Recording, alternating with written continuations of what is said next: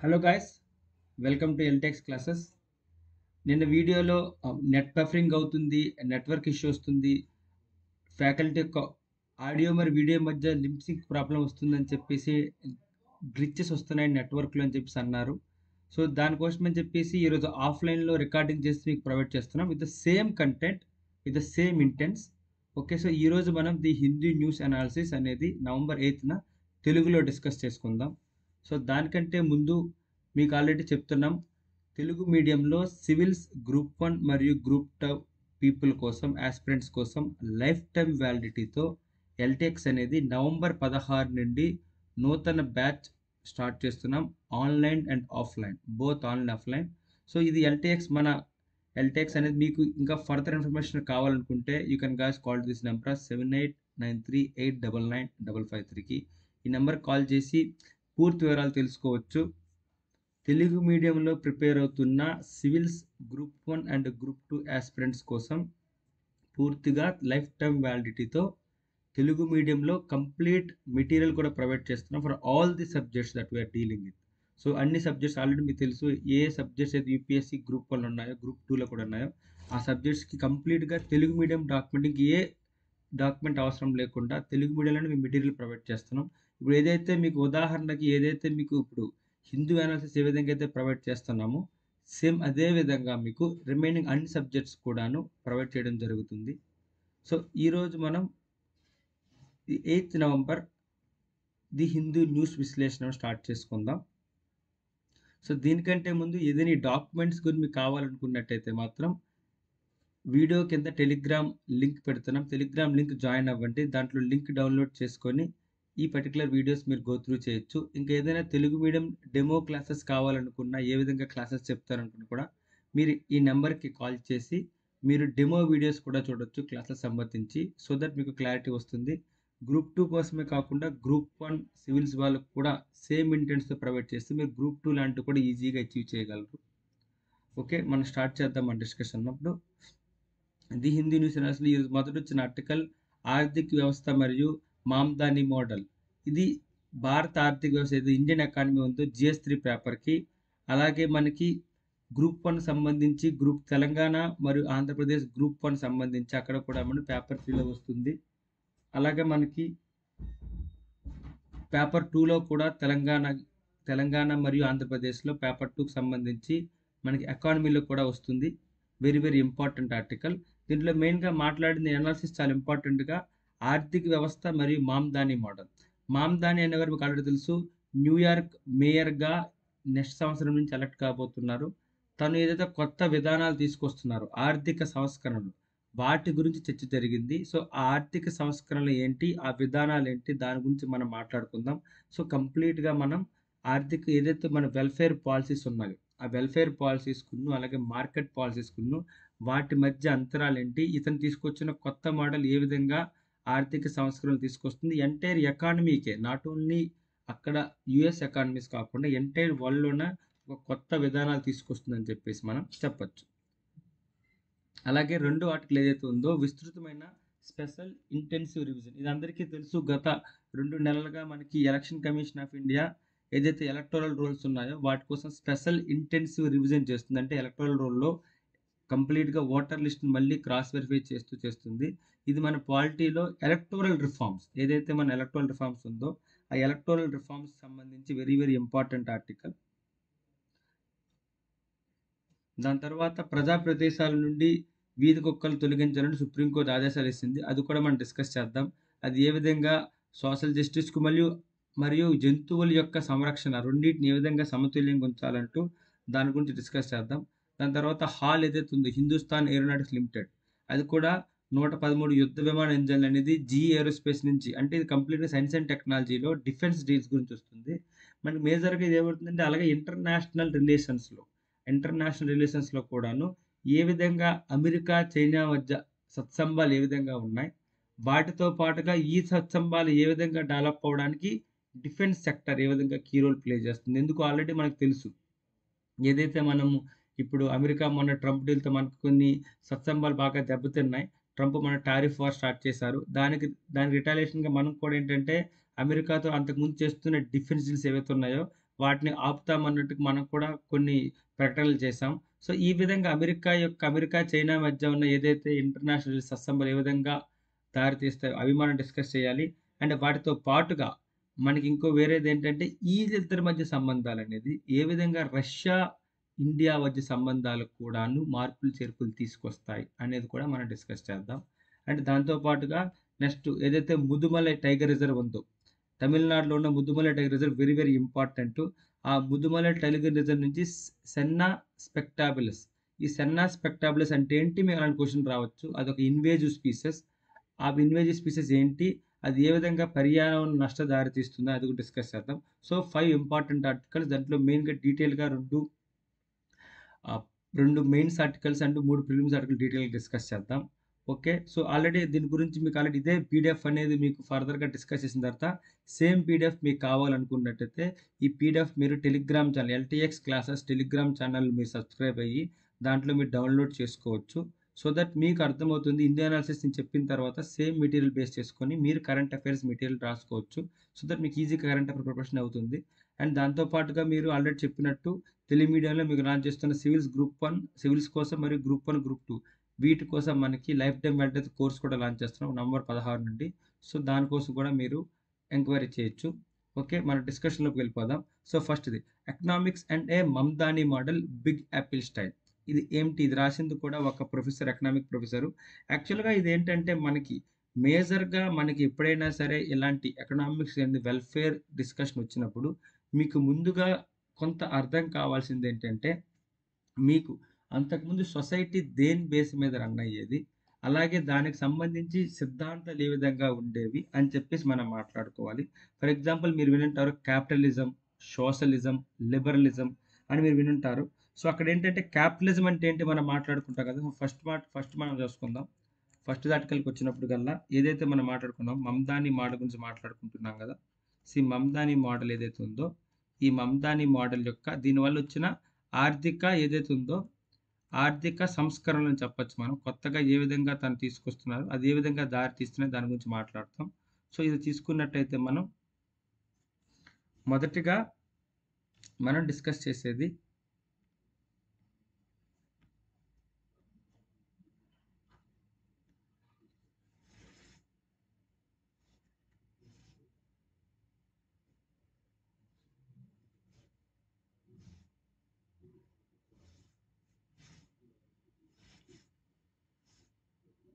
ఒక్క నిమిషం.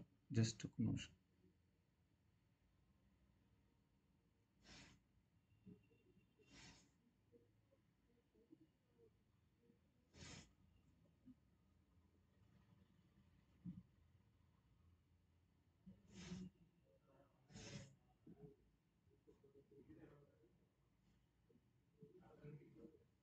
ఏదైతే మనకిప్పుడు ఈ మమ్దాన మోడల్ గురించి మనం తీసుకున్నప్పుడు బ్యాక్‌గ్రౌండ్‌గా మనకు వెళ్ళినట్టయితే ఏదైతే మనకు సోషలిజం ఉందో, సోషలిజంకును లిబరలిజం, క్యాపిటలిజం ఏదైతే ఉందో, క్యాపిటలిజం అంటే ఏంటి? క్యాపిటలిజం అంటే పెట్టుబడిదారీ విధానం. అంతేనా కదా! ఈ క్యాపిటలిజంకును, సోషలిజంకి మధ్యన జరిగే ఏదైతే కాన్ఫ్లిక్ట్ ఉందో, ఈ కాన్ఫ్లిక్ట్ అనేది మనకి గుర్తొస్తుందనమాట.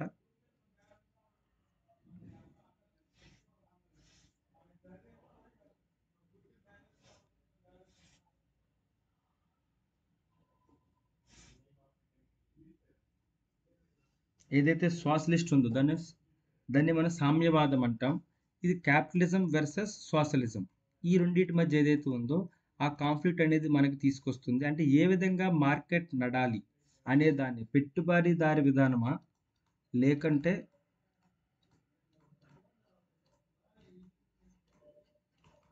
లేదంటే మనకి సామ్యవాదమా?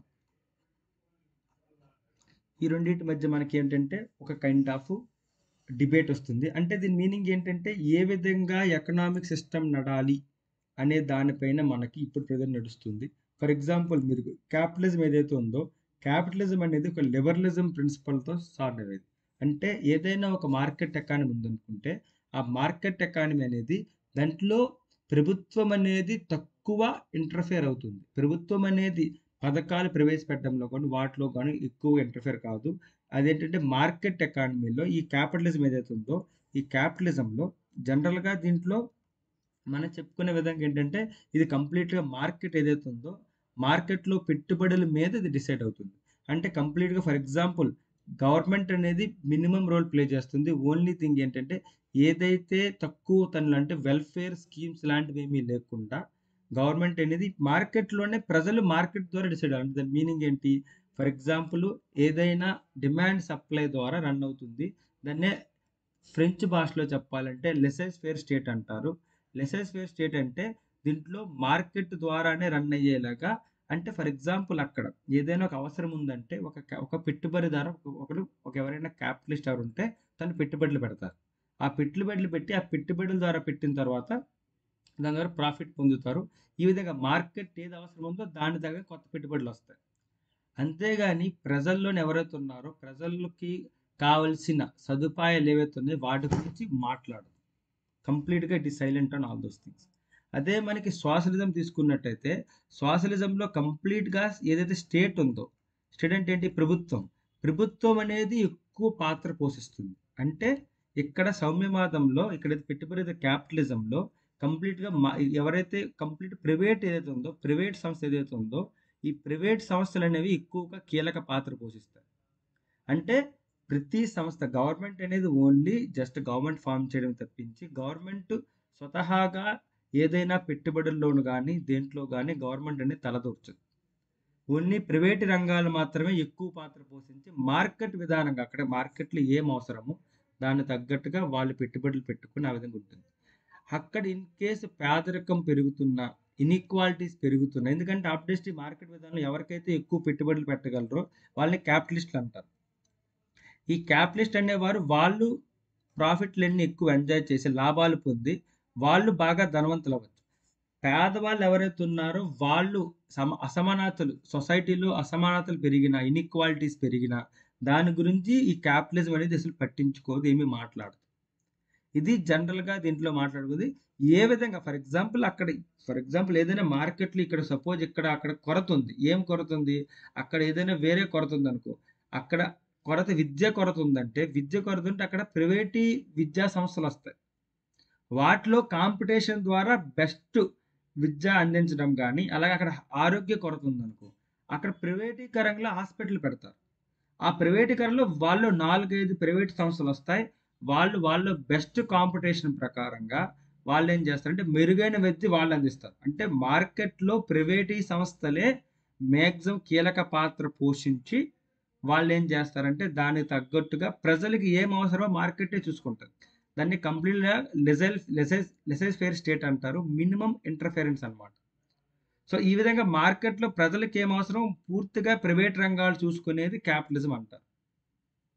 సో, దీనివల్ల ఏదైతే టాక్స్ వస్తుందో, ఆ టాక్స్ కలెక్ట్ చేసుకొని మినిమమ్ అవసరాలు ఏవైతే ఉన్నాయో అవి ప్రభుత్వం తీసుకునేది. సౌమ్యవాదం ఏం మాట్లాడుతుందంటే, స్టేట్ అనేది ఎక్కువగా ప్రొయాక్టివ్ రోల్ ప్లే చేస్తుంది. అంటే ప్రొయాక్టివ్ రోల్ అంటే ఏంటి? స్టేట్ ముందడుగుతో స్టేట్ అనేది ప్రజలకి ఏం అవసరం కావాలో దానికి తగ్గట్టుగా స్టేట్ అనేది ఇంటర్ఫియర్ అవుతుంది. ఈ విధంగా క్యాపిటలిజంకును, సోషలిజంకి మధ్యన ఏదైతే ఈ వార్ ఉందో దాన్ని తీసుకొచ్చింది ఎప్పుడంటే కార్ల్ మార్క్స్ తీసుకొచ్చిన మార్క్సిజం సిద్ధాంతం తరువాత ఈ రెండిటి మధ్య డిబేట్ రైజ్ అయింది.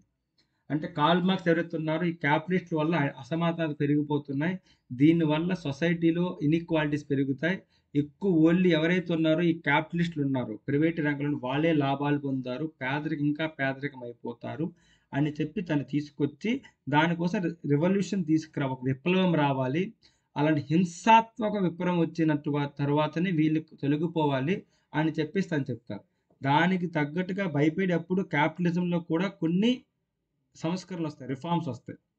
సో, అప్పుడే సోషలిజం గురించి కూడా ఎక్కువ డిబేట్ వస్తుంది. దీంట్లో ఏంటంటే స్టేట్ పేరుకు ప్రొయాక్టివ్ రోల్ అంటే ఏంటి?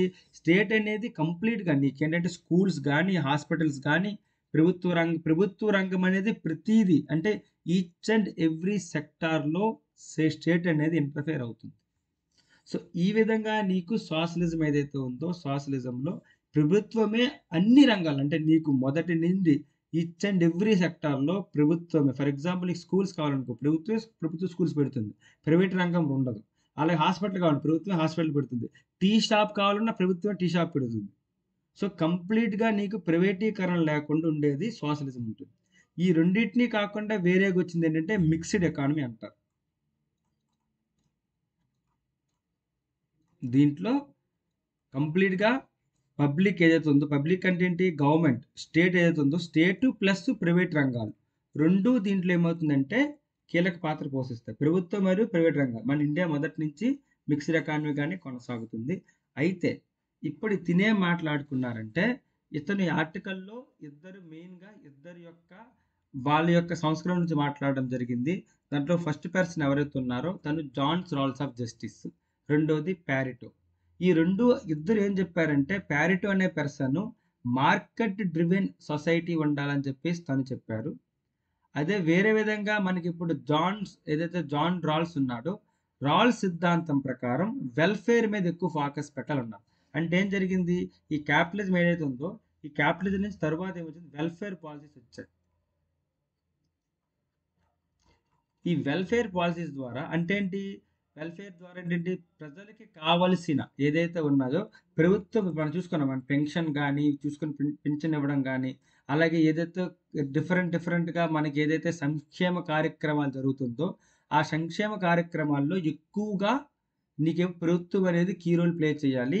జాన్ రాల్స్ ప్రకారం ఎక్కడైతే లీస్ట్ అడ్వాంటేజ్ అంటే ఎవరైతే అతి పేదరికంలో ఉన్నారో వాళ్ళకి కూడా అందే విధంగా అంటే అందరికి ఒకేలాగా అందకూడదు. ఎవరైతే పేదరికంలో ఉన్నారో వాళ్ళకి కూడా డిఫరెన్షియేషన్ ప్రిన్సిపల్ ద్వారా వాళ్ళకి కూడా బెనిఫిట్లు చేరాలని చెప్పేసి జాన్ రాల్స్ సిద్ధాంతం వచ్చింది. దాన్ని కాంట్రాడిక్ట్ చేస్తూ ఏదైతే పారెటో సిద్ధాంతం ఉందో, ఈ పారెటో సిద్ధాంతం అనేది అలా కాకుండా మనకి కంప్లీట్‌గా ఏం మాట్లాడుతుంది? దాన్ని కాకుండా అదేం మాట్లాడుతుందంటే ప్రైవేటీ రంగం అనేది ఎక్కువ కీలక పాత్ర పోషించాలని చెప్పింది. సో, ఈ రెండిటిని బ్యాలెన్స్ చేస్తూ కొత్తగా ఎవరైతే ఈ జోహరాన్ మామ్దాని అన్నామో, న్యూయార్క్‌గా ఎవరైతే నగర మేయర్‌గా వస్తానన్నారో, తను కొత్త రకాలుగా సంస్కరణ ఈ రెండిటిని బ్యాలెన్స్ చేసి తీసుకొస్తానన్నట్టుగా తను చెప్పారు. ఫర్ ఎగ్జాంపుల్ ఏదో ఉచిత బస్సులు గాని, అద్దె స్థిరీకరణ, విశ్వవ్యాప్తి శిశు సంరక్షణ ఇలాంటి కార్యక్రమాలు చేపడతానని చెప్పేసి రావడం. దానివల్ల భవిష్యత్తులో మళ్ళీ ఎకనామిక్ రిఫార్మ్స్ ఏ విధంగా ఉండాలో వాటిపైన దారి తీసింది. అదే ఈ ఆర్టికల్‌లో మాట్లాడుకొని చెప్పుకుంటున్నాం మనము. ఫర్ ఎగ్జాంపుల్ అంతకుముందు కూడా చాలా కంట్రీస్‌లో ఉన్నాయి. ఫర్ ఎగ్జాంపుల్ ఏదైతే ఉందో దీంట్లో ఇక్కడ ఏం మాట్లాడుతున్నారు? ద మెయిన్ క్వెషన్ ఏంటంటే నీకు ఎప్పుడైతే మనకి ప్రైవేటీ రంగాన్ని తగ్గించి free bus, free and pass వస్తదో అలాంటి టైంలో ప్రజలకి అందించాల్సిన ఏదైతే సౌకర్యాలు వాటిలో క్వాలిటీ తగ్గిపోతుంది. మార్కెట్ రంగం వల్ల మెయిన్ బెస్ట్ ఎగ్జాంపుల్ ఏంటి? ఏదైతే మార్కెట్ ఉందంటే మార్కెట్ వల్ల మెయిన్ బెస్ట్ ఏంటంటే మార్కెట్‌లో కాంపిటీషన్ ఉంటుంది. కాంపిటీషన్ వల్ల రేపొద్దున్న ఒక పర్సన్ ఒక కైండ్ ఆఫ్ ప్రొడక్ట్ ప్రొవైడ్ చేస్తే దానికంటే నాణ్యత కలిగినది ప్రవేశపెట్టడానికి వేరే కంపెనీ పోటీ పడుతుంది. ప్రైస్ తగ్గించడానికో లేదంటే వేరే విధంగా. సో, దీనివల్ల ఏమవుతుంది? ప్రైవేటీరాలో కూడా కొన్ని బెనిఫిట్స్ ఉన్నాయి. లాభాలేంటంటే ఇలాంటి లాభాలనమాట. అంటే ప్రజలకి నాణ్యత కలిగిన అందుకే ఇండియాలో కూడా 1991 తర్వాత 1991 తర్వాత మనకి ఎప్పుడైతే ఎల్‌పీజీ రిఫార్మ్స్ ఓపెన్ చేశామో, ఈ ఎల్‌పీజీ రిఫార్మ్స్ ఓపెన్ చేసిన తరువాత మనకి కంప్లీట్‌గా చాలా వరకు నాణ్యత కలిగిన ఇవన్నీ పోటీ పడొచ్చాయి. అంతకుముందు ఒకటే టీవీ ఉండేది. ఒకే రకమైన టీవీ ప్రొడక్ట్ ఉండేది. ఒకే రకమైన టూత్‌పేస్ట్ ఉండేది. ఒకే రకమైన సోప్ ఉండేది. డిఫరెంట్ ఉండేది. ఇప్పుడు దాని తర్వాత ఏమైంది? ప్రజలకు అందించే దాంట్లోన డిఫరెంట్ పోటీ పెరిగింది. పోటీ పెరగడం వల్ల మనకి స్టాండ్ ఆఫ్ లివింగ్ పెరిగింది. ఎందుకు? నీ దగ్గర ఏ వస్తువు కొనాలో వస్తువులో కూడా నీకు రకరకాల వస్తువు ప్రొడ్యూస్ చేస్తుంది. సో, మార్కెట్ వల్ల ఏమవుతుంది? వివిధ రకాలమైన ప్రొడ్యూలనేది చేసే అవకాశం ఉంది. అదే నీకు కంప్లీట్‌గా సోషలిస్ట్ వాళ్ళైతే దాంట్లోన వీళ్ళు ఇచ్చే పథకాల వల్ల కొంత నాణ్యత కూడా లోపించే ఛాన్స్ ఉందని చెప్పి చెప్పొచ్చు. అందుకనే తనేమన్నారంటే, ఈ విధంగా నీకు వెల్‌ఫేర్ పాలిసీస్ తీసుకొస్తే మార్కెట్ సామర్థ్యం అనేది దెబ్బతీసే ఛాన్స్ ఉంది. అందుకనే మార్కెట్ సామర్థ్యాన్ని దెబ్బతీయకుండా, అలాగే సమానత్వాన్ని నిలబెట్టే సంక్షేమ వ్యవస్థని రూపొందించగలమా? ఏదైతే ఈ క్వెషన్ ఉందో, ఈ క్వెషన్ అనేది ఇప్పుడిదే కాదు, ఎప్పటినుంచో రైజ్ అవుతున్న మేజర్ క్వెషన్ అన్నమాట ఇది. ఎందుకంటే మార్కెట్ సామర్థ్యానికును, అలాగే సమానత్వానికి రెండిటికి నిలబెట్టే విధంగా సంక్షేమత రావడం అనేది ఇప్పటి నుంచే కాదు, 1900 ఎప్పుడైతే మన మాట 18థ్ సెంచరీ ఉందో 19థ్ సెంచరీస్ నిండు కూడాను ఇది జరుగుతున్న డిబేట్ అన్నమాట. ఎప్పుడైతే ఇనీషియల్‌గా స్టార్ట్ అయిందో. కార్ల్ మార్క్స్ సిద్ధాంతం వచ్చినప్పటి నుండి క్యాపిటలిజంకి సోషలిజం మధ్య జరిగే వారప్పటి నుండి మనకి స్టార్ట్ అయిన సిద్ధాంతం ఇది. అయితే ఒక్కొక్క పార్టీ ఒక్కొక్క కైండ్ ఆఫ్ పాలసీస్ ఫాలో అవుతారు. కొంతమంది మార్కెట్ సామ్రాజ్యాన్ని ఎంకరేజ్ చేస్తారు, కొంతమంది సమానత్వాన్ని నిలబెట్టి ఎంకరేజ్ చేస్తారు. ఫర్ ఎగ్జాంపుల్ చూసుకున్నట్టయితే ఎవరైతే లూలా డా సిల్వియా, ఎవరు తను బ్రెజిల్ ప్రెసిడెంట్, అలాగే నీకు కీర్ స్మార్ట్ ఎవరైతే యూకే ఉన్నారు తను, అలాగే నీకు భారత ముఖ్యమంత్రులు కొంతమంది స్టేట్లో, ఫర్ ఎగ్జాంపుల్ కాంగ్రెస్ ప్రభుత్వం ఉంది తెలంగాణలో, తెలంగాణ కాంగ్రెస్ మీద ఉచిత బస్సు ప్రవేశపెట్టింది. అలాగే రీసెంట్గా మన ఆంధ్రప్రదేశ్ ప్రభుత్వం కూడా మహిళలకి ఉచిత బస్సు ప్రవేశపెట్టింది. దీనివల్ల ఏం జరుగుతుంది, వాళ్ళకి సంక్షేమం అందుతున్నా సరే ప్రభుత్వానికి అందాల్సిన ఏదైతే ట్యాక్స్ రూపం అనేది తగ్గిపోతుంది. అది ఎప్పుడు తగ్గిపోతుందో దానివల్ల ప్రభుత్వం అనేది ఇంకా ఫర్దర్గా బెస్ట్ నాణ్యత ఇవ్వడానికి కూడా కొంచెం ప్రాబ్లం అవుతుంది. అందుకనే మార్కెట్ రంగానికి దీనికి బ్యాలెన్స్ రాగలదని ఇప్పుడు జరుగుతున్న డిబేట్ అనమాట. అయితే దీన్ని ఏమన్నారంటే చాలా వరకు ఈ ఆర్థిక శాస్త్రవేత్తలు దీని కొత్త విధానాల గురించి కొత్త దిశగా ఆలోచించాల్సిన అవసరం ఏర్పడిందని చెప్పారు. దాన్నే మనం ఏం చెప్పారంటే ఈ ప్రశ్నకి మామ్దాని మోడల్ ఏదైతే ఉందో ఇది బ్యాలెన్స్ అవుతుందని చెప్పాడు. ఈ మోడల్ ద్వారా ఏంటంటే 21వ శతాబ్దంలో కొత్త సంస్కరణలు నైతిక విలువ ఎథికల్ వాల్యూస్తో విలువలతో ఏర్పడిన ఒక ఆర్థిక సంస్కరణ తీసుకురావచ్చు అని చెప్పారు. అదే మనం ఏం మాట్లాడుతుంటామంటే జనరల్గా మనకేంటి, ఎప్పుడైతే జనరల్గా ప్రపంచవ్యాప్తంగా సంక్షేమ రాజకీయాలు మళ్ళీ ప్రాధాన్యత పొందుతున్నాయి. ఎందుకు పొందుతున్నాయి? ఎందుకంటే ప్రపంచంలో ఇన్ఈక్వాలిటీస్ పెరిగిపోతున్నాయి. కినీ కోషెంట్ ప్రకారం చూసుకుంటే ఇన్ఈక్వాలిటీ చాలా పెరిగిపోతున్నాయి. ఎప్పుడైతే ఇన్ఈక్వాలిటీస్ పెరుగుతున్నాయో, ఇన్ఈక్వాలిటీస్ పెరిగినప్పుడు పీపుల్లోని ఒక కైండ్ ఆఫ్ ఏం జరుగుతుందంటే ఒక రిసెంటిమెంట్ స్టార్ట్ అవుతుంది. అంటే ప్రభుత్వం మీద ఒక అసహనం అనేది ఏర్పడుతుంది. ఇలాంటి అసహనం ఏర్పడినప్పుడు దాని నుండి ప్రజలకు ఉపశమనం కలిగించడానికి, రిలీఫ్ ఇవ్వడానికి ప్రభుత్వం ఏం చేస్తుంది, ప్రజాప్రియత అలాంటి పాలసీ అనేది తీసుకొస్తుంది.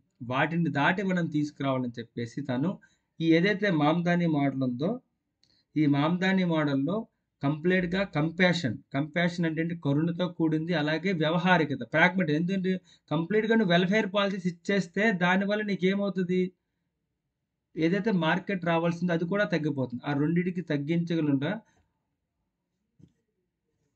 ఉచిత పథకాలకును అలాగే మార్కెట్ లాజిక్ రెండింటిని నివారించేలాగా ఒక మోడల్ తీసుకొస్తున్నామని చెప్పేసి అన్నారు. చూద్దాం అతను ఏదైతే మామ్దాని మోడల్ ఉందో అది ఇనీషియల్ స్టార్ట్ అయిన తర్వాత ఇంప్లిమెంటేషన్ జరిగిన తర్వాత అది ఏ విధంగా మనకి సహాయపడుతుందో చూడొచ్చు. అదే చెప్పాం కదా, మొదటి మేము చెప్పుకున్నాం రాల్స్ సిద్ధాంతం ఉంది, Rolls system, Rolls justice fairness అంటాం. అలాగే ప్యారెటో సామర్థ్యం ఉంటుంది. ప్యారెటో సామర్థ్యం దేని గురించి, మార్కెట్ గురించి వాటితో మాట్లాడుతుంది. ప్యారెటో ఎఫిషియన్సీ, మార్కెట్లో మనకి ఎఫిషియెంట్గా ప్రొడక్ట్స్ అందాలి. ఆ రెండింటి మధ్య ఏదైతే ఉందో ఆ రెండింటిని బ్యాలెన్స్ చేసుకుంటూ ఫిజికల్లీ రెస్పాన్సిబుల్ ఇంక్లూజన్ అనే వ్యవస్థను ప్రతిపాదిస్తుంది అన్నారు. ఏదైతే మనం మాట్లాడుకున్న రాల్స్ సిద్ధాంతం ఉందో ఈ రాల్స్ సిద్ధాంతం ప్రకారం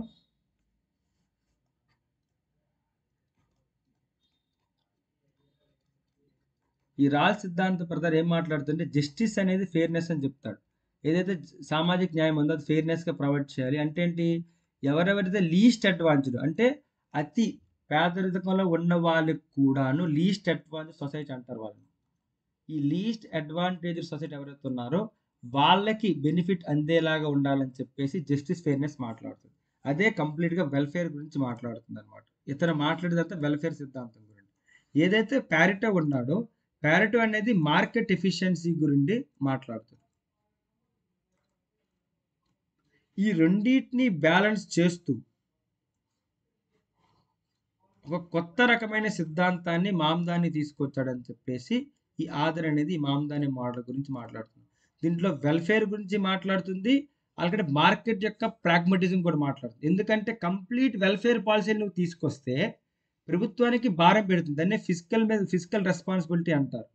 ఫిజికల్ భారం పెడుతుంది, ఫిజికల్ బర్డెన్ పెరిగిపోతుంది. అలా అని చెప్పేసి నీకు ఒకవేళ కంప్లీట్ వెల్ఫేర్ కాకుండా మార్కెట్ ఎఫిషియన్సీకి వదిలేస్తే పీపుల్కి వెళ్ళి వెల్ఫేర్ తగ్గిపోతుంది. ఆ రెండింటిని బ్యాలెన్స్ చేస్తూ ఫిజికల్ రెస్పాన్సిబిలిటీగా వ్యవహారికంగా వర్తిస్తూ ఫిజికల్ రెస్పాన్సిబిలిటీ బ్యాలెన్స్ ఇస్తూ మనం తీసుకురావాలి సిద్ధాంతాలు అని చెప్పేసి అలాంటి సిద్ధాంతమే మామ్దాని మోడల్ అని చెప్పేసి ఈ ఆధర్ చెప్పడం జరిగింది. ఓకేనా? సో, అదే మనం డిస్కస్ చేద్దాం ఇక్కడ. ఏమవుతుందో ఏదైతే పారెటో సామర్థ్యం ఉందో, పారెటో ఎఫిషియన్సీ అంటారు. ఆ రెండిటి నుండి నేర్చుకొని ఫిజికల్ బాధ్యతాయుతమైన సమగ్రత అది తీసుకొస్తుందని చెప్పేసి మాట్లాడడం జరిగింది. అలాగే దీంతో పాటు డీటెయిల్డ్ అనాలిసిస్ వేరేకెళ్ళినట్టయితే ప్రపంచవ్యాప్తంలో చాలా వరకు చాలా సంస్థల్లో, చాలా దేశాల్లో ఇటువంటి కొత్త సిస్టమ్ వచ్చింది. అలాంటివేంటి మనం చూసుకున్నట్టయితే లోలా డెల్సే జీరో హంగర్ కార్యక్రమం స్టార్ట్ చేశాడు. జీరో హంగర్ అంటే కంప్లీట్‌గా నీకంటే హంగర్ అనేది ఆకలి నిర్మూలన చేద్దామని చెప్పేసి తన సంస్కృతిని తీసుకొచ్చాడు. అలాంటప్పుడు ఫుడ్ అలాంటిది మనం చూసుకున్నట్టయితే వేరే దేశాల్లో కూడా నీకు వర్క్ సెంట్రిక్ రిఫార్మ్స్ ఏదైతే కార్మికులు ఉన్నారో వాళ్ళకి సిద్ధాంతంగా నువ్వు రిఫార్మ్స్ తీసుకురావాలని చెప్పేసి అక్కడ తీసుకొచ్చారు. అలాగే మన ఇండియాలో తీసుకున్నట్టయితే డైరెక్ట్ బెనిఫిట్ ట్రాన్స్‌ఫర్ తెలుసు చాలా వరకు మనకి ఇండియాలో ఇప్పుడు వస్తున్న ప్రతి స్కీమ్స్ అని డైరెక్ట్ బెనిఫిట్ ట్రాన్స్‌ఫరే. ఫర్ ఎగ్జాంపుల్ మన ఆంధ్రప్రదేశ్‌లో తీసుకున్నట్టయితే ఏదైతే అన్నదాత సుఖీభవ కానీ ఇలాంటి స్కీమ్స్ తీసుకున్నా అలాగే నీకు ఏదైతే నీకు రైతు భరోసా అలాంటి స్కీమ్ గాని అంతకుముందు కాంగ్రెస్ ప్రభుత్వం తీసుకొచ్చింది. అలాగే పీఎం కిసాన్ స్కీమ్స్ గాని నిన్న చెప్పుకున్నాం. ఇంకా చాలా స్కీమ్స్ ఏవైతే ఉన్నాయో డైరెక్ట్ బెనిఫిట్ ట్రాన్స్‌ఫర్ ద్వారా చాలా వరకు మనకి ఏమవుతుందంటే అభివృద్ధిని కాపాడడానికి, పీపుల్ వెల్‌ఫేర్ ఇవ్వడానికి పాత్ర పోషిస్తున్నాయి. అయితే దీన్నేదైతే ఉంది మామ్‌దాని మూవ్‌మెంట్ అనేది రెండిటికి ఏదైతే ఆర్థిక వాస్తవికతను మరియు సమగ్రత కూడిన రెండిటికి కలిపి సంక్షేమంగా తీసుకొస్తుందని చెప్పి దీన్ని చెప్పడం జరిగింది. దాన్ని డ్యూయల్ నేచర్ ఆఫ్ వెల్‌ఫేర్ అంటారు. దీంట్లో ప్రోస్ ఏంటంటే ఏదైతే ఉన్నాయో సంక్షేమం అనేది మార్కెట్ ప్రక్రియను దాటివేస్తే తక్షణ మానవ ఫలితాలు అందించేలాగా పాఠశాలలు శిక్ష పొందిన కార్మికులకి బాధ్యత ఉండే కుటుంబాలు వాళ్ళందరికీ నీకేమవుతుందంటే వెల్‌ఫేర్ పాలసీ వల్ల వాళ్ళకి ఎవరైతే కార్మిక పీపుల్ ఉన్నారో వాళ్ళందరికీ ఒక సేఫ్టీ ఏర్పడుతుంది. అదే కాకుండా మనకి నష్టాలు చూసుకున్నట్టయితే మెయిన్‌గా ఏమవుతుందంటే ఎవరైతే ఓన్లీ పూర్ పీపుల్ మనం టార్గెట్ చేసి సంస్కేమాలు తీసుకొస్తే దానివల్ల మనకి పెట్టుబడులు తగ్గిపోవచ్చు. అంతేనే కాదు ఫర్ ఎగ్జాంపుల్ నీకు ఉచిత బస్సు పెడుతున్నామని మనం తీసుకొస్తే కొత్తగా ప్రైవేటీకరణలోన కొత్త బస్సులు తీసుకురావడానికి చాలామంది ఉత్సుకత చూపించరు. అలాగే నీకు దానివల్ల సేవా నాణ్యత పడిపోతుంది. ఎందుకు సేవా నాణ్యత పడిపోతుంది?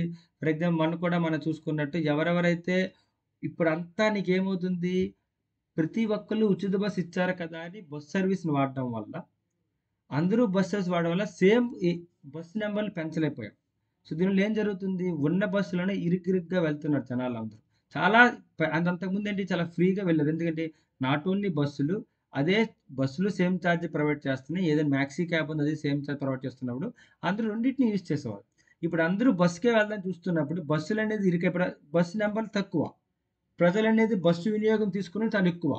దీనిలో ఏమవుతుందండి అందరేంటంటే చాలా ఇరుగ్గిరుగ్గా చాలా ఇబ్బందులు పడి వెళ్తున్నారు. సో, దీనిలో ఏమవుతుంది ఏదైతే బస్సు ద్వారా అందిస్తున్న సేవ నాణ్యత తగ్గిపోతుందా లేదా? సో, అలాంటివి ఇబ్బంది జరిగే ఛాన్స్ ఉంది వెల్‌ఫేర్ పాలసీ వల్ల అన్నారు. ఉచిత బస్సు సేవా ప్రమాణాలు తగ్గించవచ్చు. అంతే కదా! అదే అద్దె స్థిరీకరణ కొత్త నిర్మాణాలు నిరుస్తుమంది. రేపొద్దున నీకు అద్దె నిరీకరణ చేస్తావనుకో రెంట్ ఫ్రీ ఇచ్చేస్తున్నావంటే ఎవరైనా కొత్తగా ఎవరైనా సరే మళ్ళీ కొత్తగా బిల్డింగ్ కడదాం. ఎందుకు? ఆ బిల్డింగ్ కట్టడం వల్ల దానికొచ్చే రెంట్ వల్ల నాకు కొంచెం లాభం పొందొచ్చని అలాంటి వాటికి కూడా కొత్త బిల్డింగులు కట్టడానికి కూడా నీకు ఉత్సుకత తగ్గిపోవచ్చు. ఇలాంటివన్నీ జరిగే ఛాన్స్ ఉందని చెప్పేసి మాట్లాడుకుంటున్నాం. అందుకని చెప్పేసి నీకు రెండిటికి కలిపి ఉండే విధంగా నీకు తీసుకురావాలని చెప్పి సంస్కరణలు తేవాలని చెప్పి చెప్పడం జరిగింది. అయితే దీన్ని ఏ విధంగా తను తీసుకొస్తారు అనేది మనకిప్పుడు చాలా ఇంపార్టెంటు. ఇక్కడ తను ఇంకోటి ఏం మాట్లాడుతున్నారంటే, ఇది మాక్సిమం ఏంటంటే, ఇది ఒక మనకేంటంటే వెల్‌ఫేర్ అనే మెథడ్ ఏదైతే ఉందో, అది ఏ విధంగా ఫిజికల్ బర్డెన్ పెరిగిపోతుంది, మార్కెట్ ఎఫిషియన్సీ తగ్గించేస్తుంది. ఆ రెండిటిని బ్యాలెన్స్ చేస్తూ నువ్వు ఏ విధంగా వెల్‌ఫేర్ పాలిసీలు తీసుకురావచ్చు అనే దాని మీద క్వెషన్ రావచ్చనమాట. అయితే మనకేంటంటే ఆల్రెడీ ప్రపంచ అనుభవాల నుంచి మనం తీసుకున్నట్టయితే యూరోప్‌లో కొన్ని సంస్కృత రాష్ట్రాలు దాన్ని థాచర్ స్టైల్ అంటారు. వాటిలో కూడా మనకేంటంటే సోషలిజంని మరియు దాని మధ్య వచ్చే బ్యాలెన్స్ తీసుకొస్తూ వాళ్ళు కొత్త విధానాలు తీసుకొచ్చారు. అలాగే లాటిన్ అమెరికాలో కూడా దళ నియంత్రణ చేశారు. మన ఇండియాలో చూసుకున్నట్టయితే ఏంటి పీడీఎస్ సిస్టమ్ ఉంది. Public distribution system. దీన్ని మనం ఏమంటాం అన్నాం రేషన్ అంటాం. అంతేనే కదా! ఇలాంటి రేషన్ కూడా ఫ్రీ రేషన్ ప్రొవైడ్ చేస్తూ అలాగే మన్రేగా దీంట్లో ఏంటి ప్రజలకి 100 డేస్ ఏదైతే 100 డేస్ అనేది కంపల్సరీ వర్క్ ప్రొవైడ్ చేసి అక్కడ స్కిల్డ్ కాకుండా సెమీ స్కిల్డ్ గాని, అన్‌స్కిల్డ్ గాని అలాంటి చెరువు పనులు అని చెప్తాం. మన దీంట్లో సింపుల్‌గా చెప్పాలంటే అలాంటి చెరువు పనులు వాటికి చేసి వాటి ద్వారా ఏం చేస్తుంది కంప్లీట్ నీకేమవుతుందంటే మనకి మార్కెట్ ఏదైతే ఉందో అలాంటి సరఫరాల వల్ల మనకేమవుతుందంటే మార్కెట్ ఆధారిత సంస్కరణల మధ్య ఊగిపోయిందది. ఎందుకని? దానికి బ్యాలెన్స్ లేదని చెప్పొచ్చు. ఎందుకు? కొంతవరకు నీకేమవుతుందంటే దీనివల్ల మనకి ఏదైతే ప్రాపర్‌గా అందాల్సిన మార్కెట్ రిఫార్మ్స్‌ని దెబ్బతీసాయని చెప్పొచ్చు. దాంతో పాటు మార్కెట్ పూర్తిగా ఎంకరేజ్ చేసినా ప్రాబ్లమ్ వస్తుంది. అదే మనకేమన్నారు దాన్ని పారెటో ఉచ్చు అన్నారు. పారెటో ట్రాప్. ఆ ట్రాప్ ఏంటనుకుంటున్నాం, ఓన్లీ మార్కెట్ సామర్థ్యంగా నువ్వు లక్ష్యం పెట్టుకుంటే, పేదరికంలో ఉన్న వాళ్ళు వెలివేయబడతారు. వాళ్ళని నువ్వు ఎక్స్‌క్లూడ్ చేసేస్తావు. దీనివల్ల వాళ్ళు ఇంకా అసమానతలు పెరిగిపోతాయి. ఖరీదైన ఆస్పత్రులు, పాఠశాలొస్తే పేదవాళ్ళు ఎక్కడ నీకు హాస్పిటల్‌కెళ్ళడం గాని, స్కూల్‌కి చేరగలరు. అది ఇబ్బంది అవుతుందా లేదా? దాన్నే పారెటో ట్రాప్ అంటారు. సో, ఆ పారెటో ట్రాప్‌ని తగ్గించడానికి దానితో పాటుగా నువ్వు వెల్‌ఫేర్ 2 బ్యాలెన్స్ ఉండాలి. ఆ బ్యాలెన్సే ఇతను తీసుకొచ్చాడని సింపుల్‌గా చెప్పడం జరిగింది. అదే చూసుకుందాం మనం. ఏంటి రాల్స్ ఏదైతే ఉన్నారో జాన్ రాల్స్. ఈ జాన్ రాల్స్ తీసుకొచ్చిన సిద్ధాంతం ఏదైతే ఉందో, ఈ సిద్ధాంతం ప్రకారం మనకి ఎవరైతే పేదలున్నారో వాళ్ళకి అభ్యున్నతి చెందాలి. దీనివల్ల ఏం జరుగుతుంది? సామాజిక న్యాయం నిరాకరిస్తుంది. అంటే సోషలిజం అనేది జరుగుతుంది. జస్టిస్ జరుగుతుంది. సోషల్ జస్టిస్ జరుగుతుంది. కానీ ఏంటి ఆర్థిక భారం పెరిగే అవకాశం ఉంది. అలాగే నీకు ఓన్లీ పేరటో సమర్థాన్ని ఎంకరేజ్ చేస్తే, ఎవరికీ నష్టం లేకుండా మరొక లాభం జరుగుతుంది. అంటే ఏంటి? కొంతమందికే లాభం జరుగుతుంది. కానీ దానివల్ల కొంతమంది నష్టం కూడా జరుగుతుంది. దీనివల్ల ఏంటి? చాలామందికేంటంటే ఉత్సాహత ప్రోత్సహిస్తుంది. ఎందుకంటే కాంపిటీటివ్‌నెస్ పెరుగుతుంది. ఎందుకంటే రేపొద్దున నాకు మార్కెట్‌లో లాభాలొస్తాయని చెప్పేసి కొత్త కొత్త కంపెనీలు పెట్టడానికి ఎంకరేజ్ చేస్తారు. కానీ దీనివల్ల ఏంటి? అసమానతలు పెరిగిపోతాయి. సో, ఈ రెండిటిని బ్యాలెన్స్ చేస్తూ తను తీసుకొస్తారని చెప్పేసి మామ్‌దాని మోడల్ తీసుకొచ్చారు. రెండిట్లకి కలిగి నైతిక సామర్థ్యం సాధన చూస్తుంది. న్యాయం మరియు అభివృద్ధి 2 సమతుల్యంగా జరుగుతుందని చెప్పేసి దీని మోడల్ తీసుకొచ్చారు. అంటే ఎక్కడెక్కడైతే నీకు వెల్‌ఫేర్ పాలిసీస్‌లో కావాలో అక్కడ ప్రభుత్వం ఇంటర్‌ఫియర్ అవుతుంది. కానీ ఎక్కడెక్కడైతే మార్కెట్ ఉండడం హెల్ప్ అవుతుందో అక్కడ మార్కెట్ అనేది తీసుకుంది. ఈ విధంగా నీకు ఒక థర్మోస్టాట్ మోడల్ లాగా ఉండాలని చెప్పేసి రెండిటిని ఇలాంటి సంస్కృతి పరిస్థితి ఇన్‌ఈక్వాలిటీస్ చాలా పెరిగిపోతున్నాయి. ఇలాంటి టైంలో చాలా అవసరం అవుద్దని చెప్పి దాన్ని చెప్పడం జరిగింది. అదే ఈ ఆర్టికల్ యొక్క మెయిన్ క్రక్స్ సిద్ధాంతం. మీకు అర్థమైందనుకుంటాను. రిమైనింగ్ అంతా నీకేంటంటే కొత్తగా ఏదైతే అలాగే కొన్ని కొన్ని మోడల్స్ ఇచ్చారు. సింగపూర్ మోడల్స్ ఎలాగుంది, ఫ్రాన్స్ మోడల్ ఉంది. జస్ట్ మీరు చూడండి. దీనికి ఇది ఎగ్జాంపుల్‌గా మనం యూపీఎస్సీలో మెన్షన్ చేసిన అవసరం లేదు. ఒక 2, 3 మోడల్స్ ఏదైతే ఉందో అతను మామ్దాని మోడల్ మీద ఎగ్జాక్ట్ క్వెషన్ రాకపోవచ్చు గానీ, ఏ విధంగా వెల్‌ఫేర్ పాలిసీస్ వల్ల ఇన్‌ఈక్వాలిటీస్ పెరుగుతున్నప్పుడు వెల్‌ఫేర్ పాలిసీస్ తీసుకురావాలి. అలాంటి వెల్‌ఫేర్ పాలిసీ తీసుకొస్తే మనకి ప్రాబ్లమ్. ఇదే మనకి ఏ క్వెషన్‌కి ఇంపార్టెంట్ మనకి ఇంక్లూజివ్ గ్రోత్ అంటారు. అంటే అందరికీ సమానంగా అందేలాగా నువ్వు మన యొక్క అభివృద్ధిని సాధించాలి. అది ఏ విధంగా అచీవ్ చేయొచ్చు అని చెప్పేసి దాని మీద క్వెషన్ వస్తుంది. అదే మనం తీసుకొచ్చాం. దీంట్లో ఏమవుతుంది?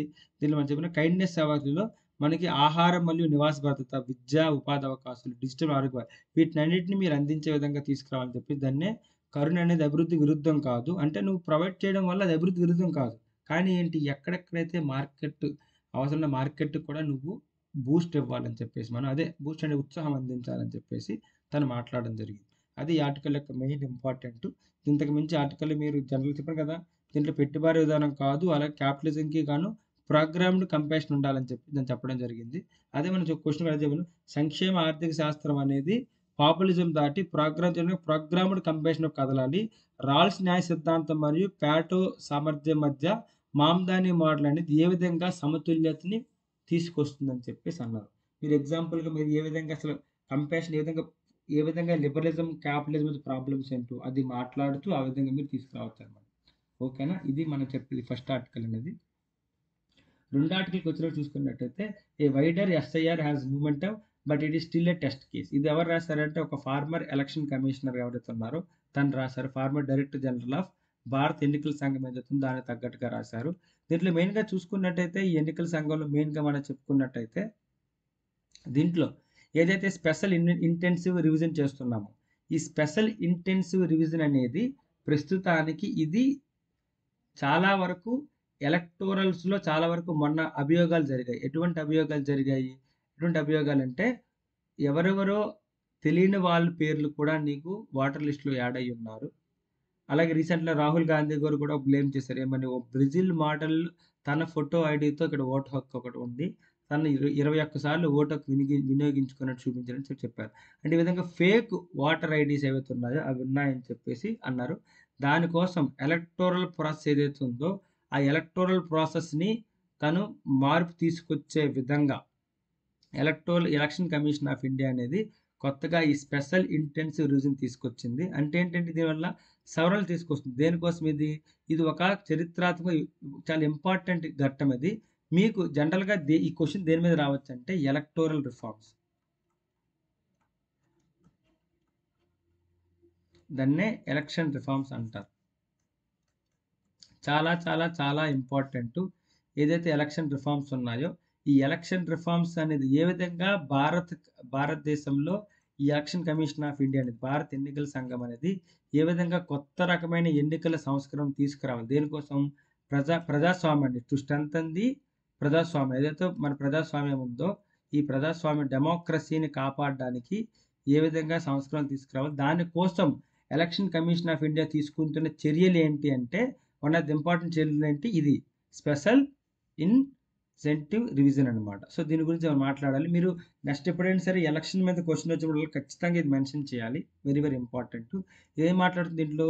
కొన్ని రాష్ట్రాల్లో తమిళనాడు, పశ్చిమ బంగాళదేశ్, కేరళ, ఉత్తరప్రదేశ్, మధ్యప్రదేశ్ వీటిలో ఆల్రెడీ నీకు ఇటువంటి రివిజన్ అనేది స్టార్ట్ అయింది. దీంట్లో ఏం చేస్తుందంటే కంప్లీట్‌గా మీకు అస్సాం కూడా అంటే ఇవేంటి రీసెంట్‌గా వీటిలో ఎలక్షన్ జరగబోతున్నాయి. అందుకని చెప్పేసి వాటిలో ముందు నుంచే ఓటర్ ఐడీలో ఫేక్ వాటిని రిమూవ్ చేసి ఎవరెవరైతే మిస్ అయ్యారో వాళ్ళు యాడ్ చేసి ఈ విధంగా ఓటర్ లిస్ట్‌ని అప్‌గ్రేడ్ చేసే ప్రక్రియ అనమాట ఇది సింపుల్‌గా చెప్పాలంటే. ఓకేనా?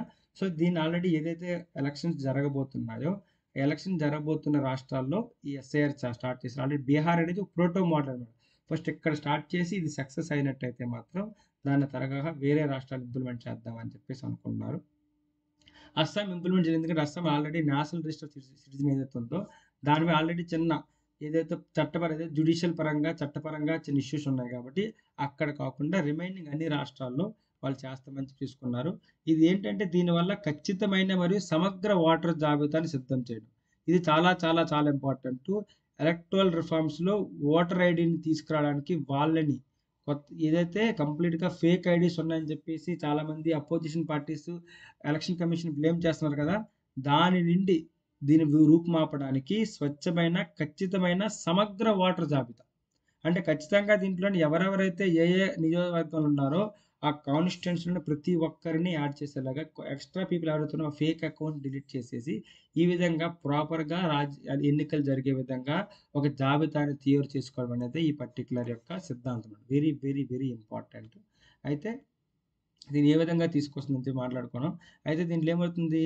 ఇది ఈ ఆథర్ ఏమన్నారంటే ఏదైతే ఎన్నికల ప్రక్రియ ఉందో ఇది మనకి ప్రధాన అడుగుగా చెప్పొచ్చని చెప్పేసారు. దీనికి ఎన్నికల ప్రక్రియను బలపరచడంలో, ఎలక్షన్‌ని స్ట్రెంత్ చేయడంలో వన్ ఆఫ్ ది ఇంపార్టెంట్ స్టెప్‌గా దీన్ని చెప్పారు. కాకపోతే దీన్నేమంటే దీనికి మనకి ఓన్లీ సాంకేతిక పరమా కాకుండా రాజకీయ మరియు పరిపాలనపరంగా పరీక్ష కేసు. ఎందుకు? ఇప్పుడు ఏదైతే ఎలక్షన్ కమిషన్ ఆఫ్ ఇండియా ఉందో దీనిపైన కొన్ని అభియోగాలు చేస్తున్నారు. ఆల్రెడీ ఇప్పుడు ఏదైతే స్టాప్ ఎస్‌సిఆర్ అని చెప్పేసి, స్టాప్ ఎస్‌సిఆర్ ఏంటంటే ఈ ఎస్‌సిఆర్‌ని ఆపండి అని చెప్పేసి కొన్ని రాష్ట్రాలలో ఏదైతే అపోజిషన్ పార్టీస్ రాష్ట్రాలు ఉన్నాయో వాటిపైన నీకు నిరసనలు కూడా తెలుపుతున్నారు. అంతేనే కదా! సో అందుకని చెప్పేసి వాటికి అనుగుణంగా ఇది ఓన్లీ టెక్నికల్ ఇష్యూనే కాకుండా రాజకీయ మరియు పరిపాలన పరంగా కూడా ఒక టెస్ట్ కేస్ ఎవరికి ఒక పరీక్ష లాంటిది ఎవరికి? ఎలక్షన్ కమిషన్ ఆఫ్ ఇండియాకనమాట. సో అందుకనే దీన్ని ఫస్ట్ ఏంటంటే బీహార్‌లో జరిగినప్పుడు లాజిస్టిక్ సవాల్ తీసుకొస్తుంది. అలాగే దాని ప్రకారంగా ఏదైతే ప్రాబ్లమ్స్ ఉన్నాయో ఎక్కడ ఒకవేళ సక్సెస్ అయ్యి ప్రాబ్లమ్‌గా ఏవైతున్నాయో వాటిని ఎదుర్కొనగలిగితే ఇది వేరే రాష్ట్రాలు ఇంప్లిమెంట్ చేయొచ్చని చెప్పేసి చెప్పడం జరిగింది. అయితే దీని గురించి డీటెయిల్ అనాలిసిస్ తీసుకుందాం. జస్ట్ ఒక నిమిషం.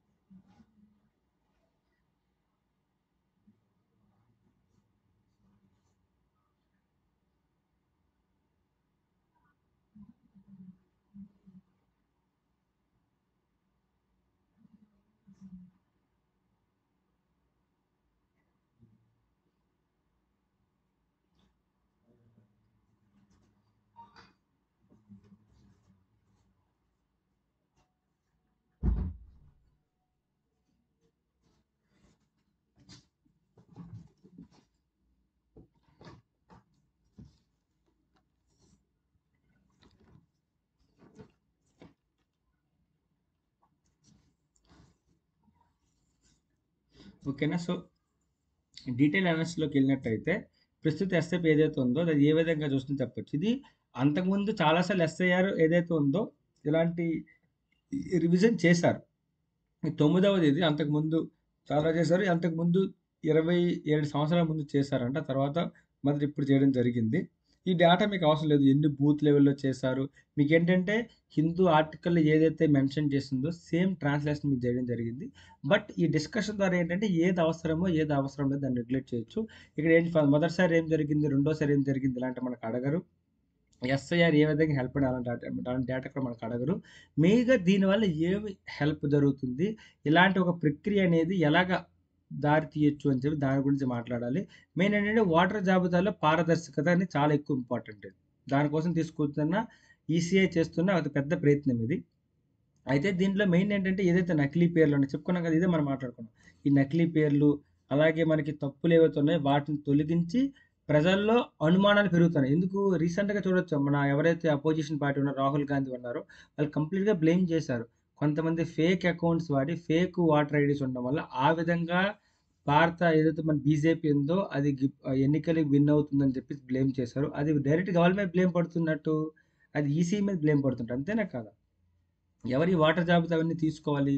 ఈసీఈ తీసుకోవాలి. అందుకని ఈసీఈ మీద బ్లేమ్ పడుతుంది కాబట్టి ఈసీఈ దీనికోసం తగ్గించడానికి చర్యగా తీసుకొచ్చింది. అయితే దీంట్లో మెయిన్ అంటే బీహార్ అనుభవం నుండి ఎటువంటి పాఠాలు తీసుకొచ్చి చూడొచ్చంటే దీంట్లో మెయిన్‌గా ఏమవుతుందంటే మెయిన్‌గా దీంట్లో 2 ముఖ్యమైన పాఠాలు బయట ఏంటంటే ప్రజల భాగస్వామ్యం అవసరం. అంతేనే కాదు రెండోదేంటి రాజకీయ అవిశ్వాసాన్ని ఎదుర్కోవడం అనేది ఇంకోటి కీలకం.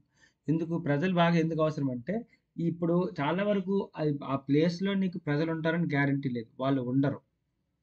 వాళ్ళు వేరే దేశంలో వలస వెళ్ళొచ్చు. వేరే ప్రాంతాల్లో ఉండొచ్చు. ప్రజలనేవారు యాక్టివ్‌గా పార్టిసిపేట్ చేయకపోవచ్చు. అందుకని ప్రజలకి ఎక్కువ పార్టిసిపేట్ చేస్తారు. దానివల్ల ఇంక ఈజీగా అవుతుంది. రెండోదేంటంటే నీకు అపోజిషన్ పార్టీలనేవాళ్ళు ఇది నమ్మడం లేదనమాట. ఇదేంటంటే ప్రభుత్వ పార్టీ ఏదైతే ఉందో దానికి సపోర్ట్ చేస్తుందనంటే బ్లేమేస్తున్నారు. కానీ దీన్ని కూడా వాళ్ళని నమ్మించే విధంగా ఈ అవిశ్వాసాన్ని కూడా ఎదుర్కొనే విధంగా తీసుకురావాలని చెప్పేసి చెప్పడం జరిగింది. ఓకేనా? సో, దాంతో పాటుగా నెక్స్ట్ చూసుకున్నట్టయితే ఏదైతే ఈ అనుభవం ఉందో మనకు ఆర్టికల్ 324 ప్రకారం అలాగే 326 ప్రకారం ఆర్టికల్ 324 ఎవరు చేస్తారు? ఆర్టికల్ 320 ఏం మాట్లాడుతుంది?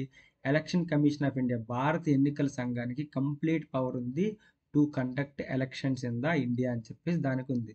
అది 326 ఏం మాట్లాడుతుంది? ఏ విధంగా ఎలక్షన్ జరగాలో దాని గురించి కంప్లీట్‌గా మాట్లాడుతుంది. అయితే దీంట్లో ఈ ఏదైతే బీహార్ అనుభవం ఉందో, ఈ ఆధర్ ఏం మాట్లాడుతున్నారంటే, ఈ బీహార్ అనుభవం అనేది ఒక విధంగా జరిగింది. కానీ, ఇదే విధానం ఏదైతే నువ్వు బీహార్‌లో ఫాలో అయ్యావో, సేమ్ విధానం అనేది అన్ని రాష్ట్రాల్లో పనికిరాదు అని చెప్పేసి అన్నారు. ఫర్ ఎగ్జాంపుల్ నీవు చూసుకున్నట్టే తమిళనాడు, కేరళ వంటి రాష్ట్రాల్లో పట్టణ మరియు గ్రామ జనాభా మధ్య వ్యత్యాసం ఉంటుంది. సో, అలాంటప్పుడు నువ్వేంటి ఎక్కడెక్కడ ఏ విధంగా వె సమస్యలుంటాయో దానికి అనుగుణంగానే అడగాలి. One size does not fit for అంటే నువ్వు ఏదైతే బీహార్‌లో ఫాలో అయ్యావో సేమ్ మెథడ్ ఇక్కడ ఫాలో అవ్వట్లేదు. అలాగే ఫర్ ఎగ్జాంపుల్ పశ్చిమ బెంగాల్‌లో, ఉత్తరప్రదేశ్ చూసుకున్నట్టయితే ఎక్కువ మంది అవి సరిహద్దు రాష్ట్రాలు. అందుకని నీకేమవుతుంది ఎక్కువ మంది ఇక్కడ చొరబాటు సమస్యలుంటాయి. ఫర్ ఎగ్జాంపుల్ ఉత్తరప్రదేశ్ అనేది నేపాల్ బార్డర్. ఎక్కువ మంది నేపాల్ నుంచి వచ్చి కూడా వాళ్ళేం చేస్తారంటే ఇండియాలో ఉంటున్నారు. బీహార్‌లో కూడా ఉంటారు. అలాగే పశ్చిమ బెంగాల్‌లో నీకు మన ఏదైతే బంగ్లాదేశ్ ఉందో దాని నుంచి కూడా చాలామంది చొరబడి ఉంటున్నారు. వాళ్ళు నువ్వు రివిజన్ చేసినప్పుడు వాళ్ళకి ఆధార్ బేస్ మీద చేస్తున్నప్పుడు వాళ్ళకి ఆధార్ కార్డ్ ఫేక్ ఆధార్ ఐడీని ప్రొవైడ్ చేసి దాని ద్వారంగా వాళ్ళు కావాలనుకుంటే మన ఓటర్ ఐడీ పొందొచ్చు. దీని ద్వారా సిటిజన్‌షిప్ ఇష్యూ రావచ్చు. అందుకని చెప్పేసి నువ్వేం చేయాలంటే అలాంటి రాష్ట్రాలు ఏదైతే పశ్చిమ బెంగాల్‌ను, ఉ ఉత్తరప్రదేశ్ ఉందో అలాంటి రాష్ట్రాలు ఇంకొంచెంగా నువ్వు కేర్‌ఫుల్‌గా నువ్వు రివ్యూ అనేది చేయాలని చెప్పి చెప్పడం జరిగింది. అలాగే ఏకరీతి విధానం అనేది ఫాలో అవ్వకూడదని చెప్పి దానికి అందుకే జరిగింది. ఆ స్థానిక పరిస్థితులకు అనుగుణంగా మనము చేయాలని చెప్పారు. ఇది ఆల్టర్ ఫార్మ్స్‌లో మీరు మాట్లాడాలి. అలాగే నీకు వలసదారులు ఎక్కువ ఉన్న రాష్ట్రాల్లో ఫీల్డ్ వాలిడేషన్ ఎక్కువ ఉండాలి. అంటే ఆ ప్లేస్‌కెళ్ళి నువ్వేంటి జనరల్‌గా పంచాయతీకెళ్తావు. పంచాయతీకెళ్ళి పంచాయతీలో ఓటర్ లిస్ట్ తీసుకొని వచ్చావనుకో, అక్కడ ఎంతమంది వలసెళ్లారు, ఎంతమంది లేరు అని తెలీదు కదా! అందుకని నువ్వు ఆ ప్లేస్‌కి వెళ్ళి నువ్వు చేసుకున్నట్టయితే ఈజీ అవుతుందని చెప్పి చెప్పారు. అంటే చిన్న రాష్ట్రాలు చేయాలని చెప్పారు. అలాగే నీకు టెక్నాలజీని ఎక్కువ యూజ్ చేసి నువ్వు చేస్తే బావుంటదని చెప్పేసి అన్నారు. దీనివల్ల టెక్నాలజీ వల్ల ఏంటి కొత్త వాళ్ళని యాడ్ చేయడానికి, పాత వాళ్ళని తీసేయడానికి కూడా నీకు ప్రాపర్‌గా ఒక సిస్టమేటిక్‌గా ఉంటుందని చెప్పారు. అదే డిజిటల్ ట్రాకింగ్ చేయమని చెప్పారు. అలాగే సెక్షన్ ఫార్మ్ ఏ ఉన్నాయో ఏదైతే ఎలక్షన్ కమిషన్ ఆఫ్ మాట్లాడుతానో అలాంటి వాటిని కూడా గోప్యత లేకుండా ట్రాన్స్‌పరెన్సీ ఉండాలని చెప్పి చెప్పడం జరిగింది. ఇదే మెయిన్ ఆర్టికల్ దీంట్లో మాట్లాడుతుంది ఏమంటే ఇతను ఈ ఏదైతే ఎలక్షన్ కమిషన్ ఆఫ్ ఇండియా తీసుకున్న విధానం ఏదైతే ఉందో ఇది చాలా మంచి స్టెప్ అని చెప్పారు. ఎందుకంటే దీనివల్ల ఏదైతే ఓటర్ జాబితాలోని ఎవరైతే అసమానతలు ఉన్నాయో ఆ లోపాలన్నీ సరిపడతాయి. దీంతో పాటు ఏదైతే రాజకీయ పార్టీలు ఉన్నాయో, రాజకీయ పార్టీలకును అలాగే ప్రజల మధ్య నమ్మకం పెరుగుతది.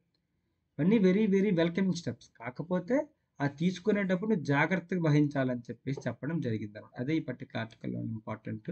అది మనకు అర్థమైందనుకుంటాను. దీని తర్వాత నెక్స్ట్ చూసుకున్నట్టయితే అలాగే ఏదైతే ఉందో ఆ పార్టీ డైనమిక్స్ యూజ్ చేసి అంటే అక్కడ కొన్ని కొన్ని రాష్ట్రాల్లో కంప్లీట్‌గా నీకు వాటర్ పేర్లు అంటే వాళ్ళకి ఇష్టమైన వాళ్ళ వాటర్ పేర్లు తొలగబడతాయని చెప్పేసి పార్టీలు ఆహ్, అపోజిషన్ పార్టీలనేవి నిరసనలు తెలుపుతున్నాయి. ఎందుకు?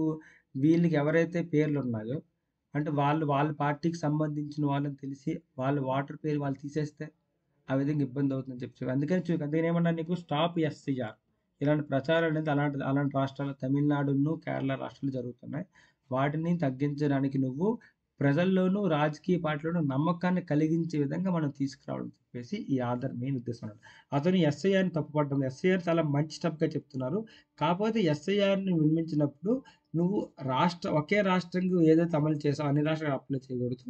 ప్రతి రాష్ట్రానికి ఆ రాష్ట్రాల్లో ఉన్న పరిస్థితులు, స్థానిక పరిస్థితులు అనుగుణంగా మనం చేయాలని చెప్పేసి క్రస్‌గా చెప్పడం జరిగింది. ఇది మెయిన్. మానవ వనరుల ఒత్తిడి, రాజకీయ దుర్వినియోగం ఏదైతే ఉన్నాయో అలాంటివి జరిగే ఛాన్స్ ఉంది. డేటా నమ్మకత ఇవన్నీ మేజర్‌గా చెప్పొచ్చు. అయితే ఏమన్నారంటే పరిపూర్ణ జాబితా అనేది విశ్వసనీయ జాబితా కావడం చాలా ఇంపార్టెంట్. అలా తీసుకురావాలని చెప్పి చెప్పడం జరిగింది. అదే నీకు మెయిన్ యూపీఎస్‌సీ క్వెషన్ ఎలాంటి క్వెషన్ రావచ్చు వస్తే మనకి ఏదైతే నీకు ఎన్నికల జాబితాలో స్పెషల్ ఇంటెన్సివ్ రివిజన్ తీసుకొస్తున్నామో దానిలో లోతైన పరిపాలన మరియు రాజకీయ సవాలు బయటపడుతుంది. అంతేనే కదా!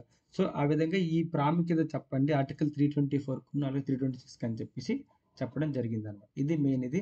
దాని తర్వాత నెక్స్ట్ ఇంకేం మాట్లాడుకున్నాం అంటే ఇది ఒక చిన్న ఆర్టికలే మీకు యానిమల్ ప్రొటెక్షన్ గురించి వాటి గురించి వస్తుంది. అలాగే నీకు ఎక్కడెక్కడైతే పబ్లిక్ హెల్త్ కుక్కల దాడి ఏదైతుందో వాటి వల్ల నీకు చాలా వరకు ప్రజలు కూడా ఇబ్బందులు పెడుతున్నారు. అలాంటి దగ్గర సుప్రీం కోర్ట్ ఏం చేసిందంటే ఎక్కడెక్కడైతే సెన్సిటివ్ ఏరియాస్ ఉన్నాయో అలాంటి దగ్గర వీధి కుక్కలను తొలగించేయండి కంప్లీట్ అని చెప్పారు. జనరల్‌గా ఏం జరుగుతుందంటే వీళ్ళు ఎవరైతే నీకు మున్సిపల్ కమిషన్స్ ఉన్నాయో వాళ్ళు ఏం చేస్తారు మున్సిపాలిటీ వాళ్ళు ఏం చేస్తున్నారంటే ఆ కుక్కల్ని ఒక ప్లేస్‌ని తీసుకెళ్ళి వేరే ప్లేస్‌లో వదిలేస్తున్నారు. ఆ ప్లేస్‌లోని అక్కడ కూడా నీకు ప్రజలకు ఇబ్బంది పెడుతుందన్నమాట. సో, దీనికోసం జాగ్రత్తలు వహించాలని చెప్పి చెప్పడం జరిగింది. ఎక్కడెక్కడైతే పాఠశాలలు, ఆసుపత్రులు, బస్సు డిపోలు, రైల్వే స్టేషన్‌లు, క్రీడా సముదాయాలు ఇలాంటి ప్రదేశాలలోన నీకు ఎక్కువ మంది ప్రజలు సంచరిస్తుంటారు. అలాంటి ప్రదేశాల్లో వీధి కుక్కలనేది అటాక్ చేయడం వల్ల ప్రాణ నష్టాలు కూడా జరుగుతున్నాయి. ర్యాబీస్ అనేది చాలా ఎక్కువ ఎంకరేజ్ అవుతుంది.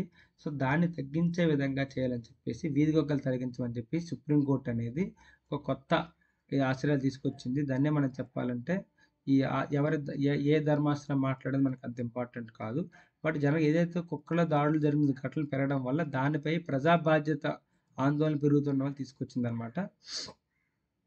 కొత్తగా నీకేంటంటే యానిమల్ బర్త్ కంట్రోల్ రూల్స్ ప్రకారం కుక్కలను తరలించే ముందు వాటిని స్టెరిలైజేషన్ చేయాలి. వ్యాక్సినేషన్ చేయాలి. ఎందుకంటే అది డిసీజ్‌ని స్ప్రెడ్ చేయకుండా. బట్ అలాంటి వాటిలో కూడా మీకు ప్రాబ్లమ్ వస్తాయని చెప్పేసి అన్నారు. అలాగే నీకు మాస్ కల్లింగ్ అనేది సామాజిక హత్యలనేది మంచిది కాదు.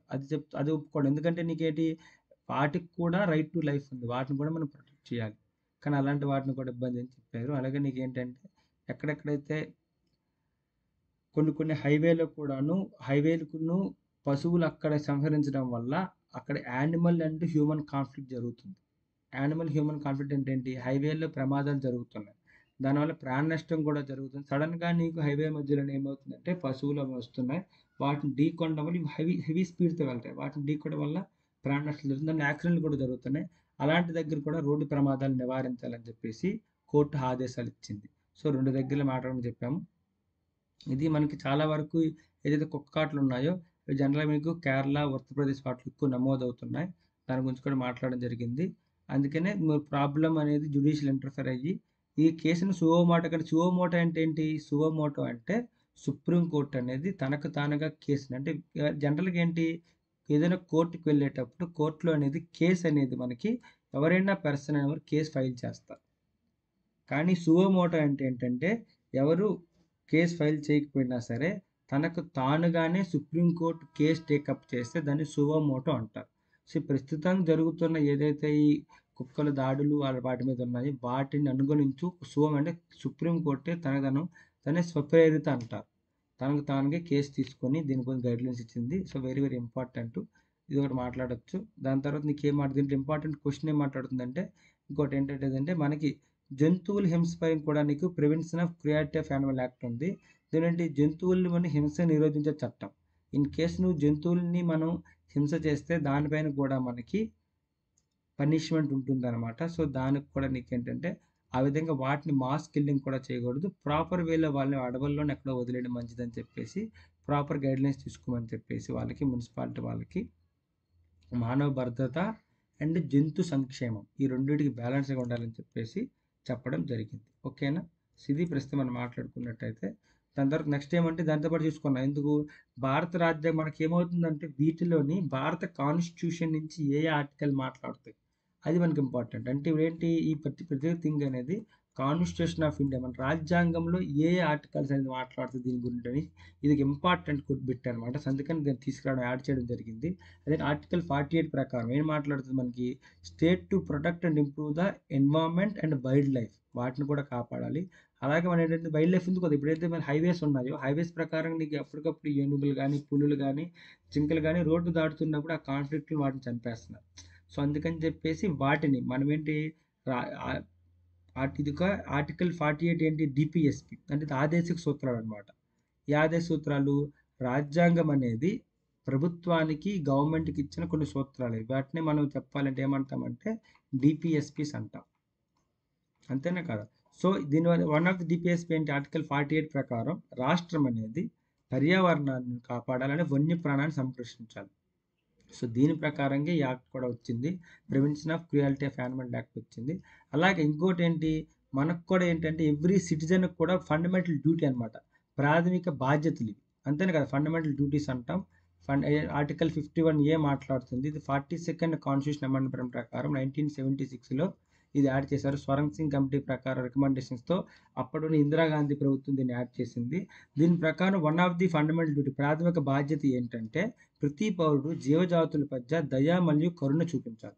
అందుకని మాస్ కిల్లింగ్ లాంటివి చేయకూడదని చెప్పేసి వాటి యొక్క ప్రాణాలు కూడా మనం ఇంపార్టెంట్ అని చెప్పి చెప్పారు కదా. To have compassion for the living features ఏదైతే ఉందో అది కూడా మనం చూపించాలని చెప్పి చెప్పడం జరిగింది. అయితే ఏదైతే ఉందో మరి ప్రస్తుతానికి వాళ్ళ సదుపాయాల కొరత సమన్వయంలో మున్సిపల్ సంస్థలకి స్వచ్ఛ సంస్థల మధ్య బలహీనంగా వర్క్ చేస్తున్నాయి. నిధుల కొరత ఫస్ట్ ఇంపార్టెంట్ ఏంటంటే ఇండియాలో నిధుల కొరత ఎక్కువ ఉంటుంది. అలాగే కొంతమంది ప్రజలు అనేవారు ఏంటంటే వాళ్ళు ఏంటంటే నీకు జనరల్గా ఏం చేస్తున్నారు కొంత పౌరులు వీధి జంతువులకు ఆహారం అందించడం లేదా వాటిని రక్షించడం వల్ల తరలింపు ప్రయత్నం ఏంటి చాలామంది ఏం చేస్తున్నారంటే వాళ్ళు వదిలేసిన ఎక్సెస్ ఫుడ్ని అంటే కొంతమంది ప్రేమగా పెట్టచ్చు. కొంతమంది ఏం చేస్తున్నారు వాళ్ళు ఫుడ్ ఎక్కువ వండేస్తున్నారు ఫుడ్ వేస్ట్ అయిపోద్ది. ఫుడ్ ఎందుకు వేస్ట్ అయిపోద్ది అని చెప్పేసి వాళ్ళు తీసుకొచ్చి ఏం చేస్తున్నారు దాన్ని తీసుకొచ్చి నీకు వీధుల్లో ఎక్కడైతే కుక్కలు ఉన్నాయో వాటికి పెట్టేస్తున్నారు. సో దానివల్ల ఏమవుతుంది ఆ ప్లేస్లో ఆహారం దొరుకుతుందేమో అని చెప్పి అక్కడే తిరుగుతున్నాయి అనమాట. సో దానివల్ల వాటిని ఎక్కడైతే తరలించి వేరే ప్లేస్ తీసుకొచ్చినా సరే అవి ఆ ప్లేస్ని గుర్తుపెట్టి వాళ్ళు అక్కడికి వచ్చేస్తున్నాయి. సో దానివల్ల ఏమవుతుందంటే ఒక జంతువు నుండి వేరే జంతువుకి వ్యాప్తి చెంది అవి మనకి ప్రజలు అటాక్ కూడా చేస్తారని చెప్పేసి అన్నారు. ఇవన్నీ కొన్ని ప్రాబ్లమ్స్ ఉన్నాయి. సో దానికోసం తగ్గట్టు క్వశ్చన్ వచ్చింది. ఇంపార్టెంట్ క్వశ్చన్ జస్ట్ చూడండి సాల్వ్ చేయండి. ఆన్సర్ కూడా ఇచ్చాము.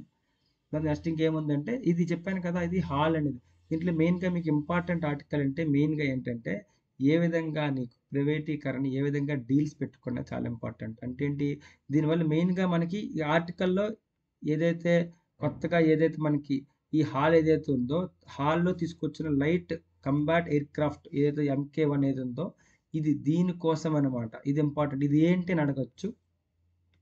దానికోసం దానికి కావలసిన జెట్ ఇంజన్లు అనేది ఈ పర్టికులర్ JE 120 నుంచి కొనుగోలు చేయనుంది. అంటే దీనివల్ల ఏంటి వీళ్ళు ఏదైతే హాల్ ఉందో హాల్ అనేది నీకు ఆల్రెడీ మన భారత ఏదైతే మన రక్షణ సంస్థ ఉందో రక్షణ సంస్థ వాళ్ళతోని ఒప్పందం పెట్టుకుంది. కొన్ని యుద్ధ విమానాలు అనేది అందిస్తానని చెప్పేసి 62,000 కోట్లు ఒప్పందం పెట్టుకుంది. దానికి కావలసిన ఇంజన్లు అనేది ఏం చేస్తుందంటే వీళ్ళ దగ్గర కొనుగోలు చేస్తున్నారు. దీనిలో ఏమవుతుంది భారత మరియు అమెరికా రక్షణ సహకారం అనేది పెరుగుతుంది. ఇది వన్ ఆఫ్ ది ఇంపార్టెంట్. అంటే ఏంటి భారతదేశానికి ఇండియాకును యుఎస్కి మధ్య డిఫెన్స్ డీల్స్ అనేది పెరుగుతుంది అనమాట. దీనివల్ల ఆ రెండింటి మధ్య మనకి ఏమవుతుందంటే కోఆపరేషన్ సత్సంబాలు అనేది పెరుగుతుంది. అయితే రీసెంట్గా జరుగుతున్న ఏదైతే మనకి రీసెంట్గా జరుగుతున్న వాటికి ఏవైతే రీసెంట్గా జరుగుతున్నాయో రీసెంట్గా జరుగుతున్న పరిణామాలకి ఇది వన్ ఆఫ్ ది ఇంపార్టెంట్. ఎందుకంటే ప్రభుత్వం మారినప్పుడు అమెరికా అనేది ఒక ట్రస్టెడ్ ఫ్రెండ్గా ఎప్పుడూ ఉండదు. అమెరికా అనేది ఎప్పుడు వాళ్ళ యొక్క ఆ కంట్రీ యొక్క అవసరాలు తగ్గట్టుగానే వ్యవహరిస్తుంది. ఫర్ ఎగ్జాంపుల్ ఇండియా యుఎస్ ఉంది, అంటే ఇండియా పాకిస్తాన్ ఉంది. ఇండియా పాకిస్తాన్ మధ్య మనకి రైవల్రీ నడుస్తుంది. పాకిస్తాన్ అనేది టెర్రరిజం స్పాన్సర్ చేస్తుందని తెలుసు, అయినా యుఎస్ ఏం చేస్తుంది, పాకిస్తాన్కి ఒక్కోసారి సపోర్ట్ చేస్తుంది. సో దీనివల్ల ఏమవుతుంది, మనకి కంప్లీట్గా చెప్పాలంటే ఇండియా అనేది కంప్లీట్గా మనకి యుఎస్ అనేది ట్రస్ట్గా చేయలేం. కొన్నిసార్లు అది ఆర్డ్గా బిహేవ్ చేస్తుందని అంటారు. కానీ చూడాలంటే మనకి దీనివల్ల ఇంకోటి ఏం జరుగుతుందంటే వీళ్ళిద్దరి మధ్య డిఫెన్స్ డీల్ పెరిగితే మనకి రష్యాకి మధ్య ఇండియా రష్యా రిలేషన్స్ కూడా మనకి కొంత విధంగా దెబ్బతీసి ఉన్నాయని చెప్పేసి అనుకోవచ్చు అనమాట. అంతేను కదా, రేపు పొద్దున్న వేరే ఆర్టికల్ ఖచ్చితంగా వస్తుంది, మెయిన్స్ ఆర్టికల్ దీని మీద వస్తుంది, ఎవరో ఒక ఆధార్ రాస్తారు. ఎందుకంటే నీకు ఏ విధంగా డిఫెన్స్ డీల్స్ అనేది India and China, India and US మధ్య డిఫెన్స్ డీల్స్ ఏ విధంగా ఆ రెండు దేశాల మధ్య రిలేషన్స్ ఏ విధంగా డెవలప్ చేస్తాయి, అది ఇండియా రష్యా మధ్య రిలేషన్స్ ఏ విధంగా ఎఫెక్ట్ చేస్తాయని కూడా మనకి ఆర్టికల్ వస్తుంది, అది మనం చూడొచ్చు. సో దీంట్లో మెయిన్ ఆర్టికల్ ఏంటంటే ఏదైతే Tejas light combat air craft అది ఏంటి అనొచ్చు. తేజస్ మన క్వశ్చన్ రాజు, తేజస్ MK1 ఏదైతే మన డిఫెన్స్లో చూసాం రీసెంట్లో, అది ఏంటి అనొచ్చు, అదొక షిప్ ఇంజనా లేకపోతే లైట్ కంబాట్ ఎయిర్ క్రాఫ్ట్, అలాంటి క్వశ్చన్ రావచ్చు అనమాట. ఇంకోటి ఏంటంటే మెయిన్గా మనకి ఇన్ను యుఎస్ మధ్య రిలేషన్స్ కొన్ను, అలాగే మనకి ఉన్ను రష్యా రిలేషన్ ఏ విధంగా దెబ్బతింటాయని దాని మీద ఉండొచ్చు. ఇంకోటి ఏంటంటే మేక్ ఇన్ ఇండియా కూడా ఏదైతే ఉన్నాం అదేంటి, మన ఇంజిన్ తీసుకున్నాం కానీ రిమైనింగ్ ఎవ్రీథింగ్ అనేది మనం ఓన్లీ ఇంజిన్ కాకుండా రిమైనింగ్ ఏదైతే తేజస్ MK1 ఉందో అదంతా ఎక్కడ తయారు చేస్తున్నాం, మనం ఇండియాలో తయారు. దీనివల్ల మన ఆత్మనిర్భర భారత్ లక్ష్యాన్ని మనం చేరుకుంటున్నాం, అది బలపరుస్తుందని చెప్పేసి మనం చెప్పచ్చు అనమాట. ఓకేనా,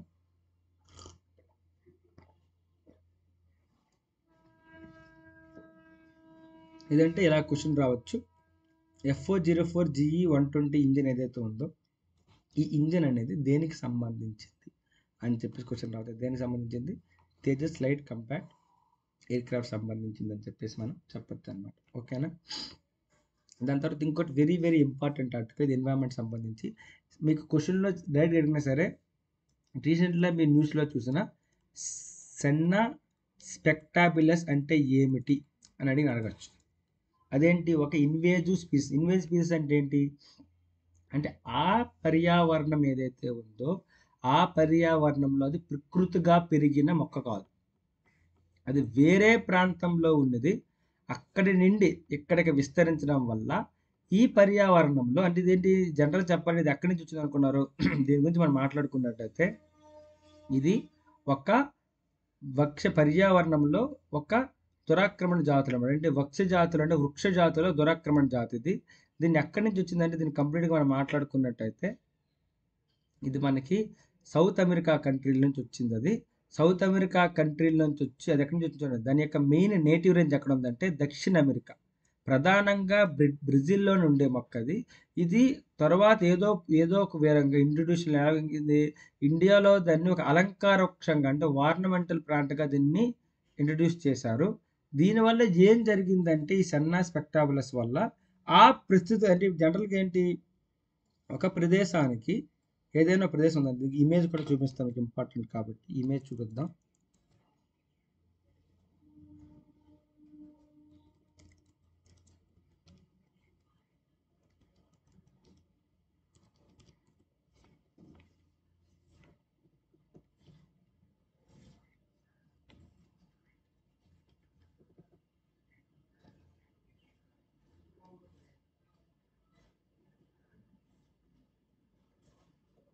మీకు రేపు ఇమేజ్ చూపిస్తాను.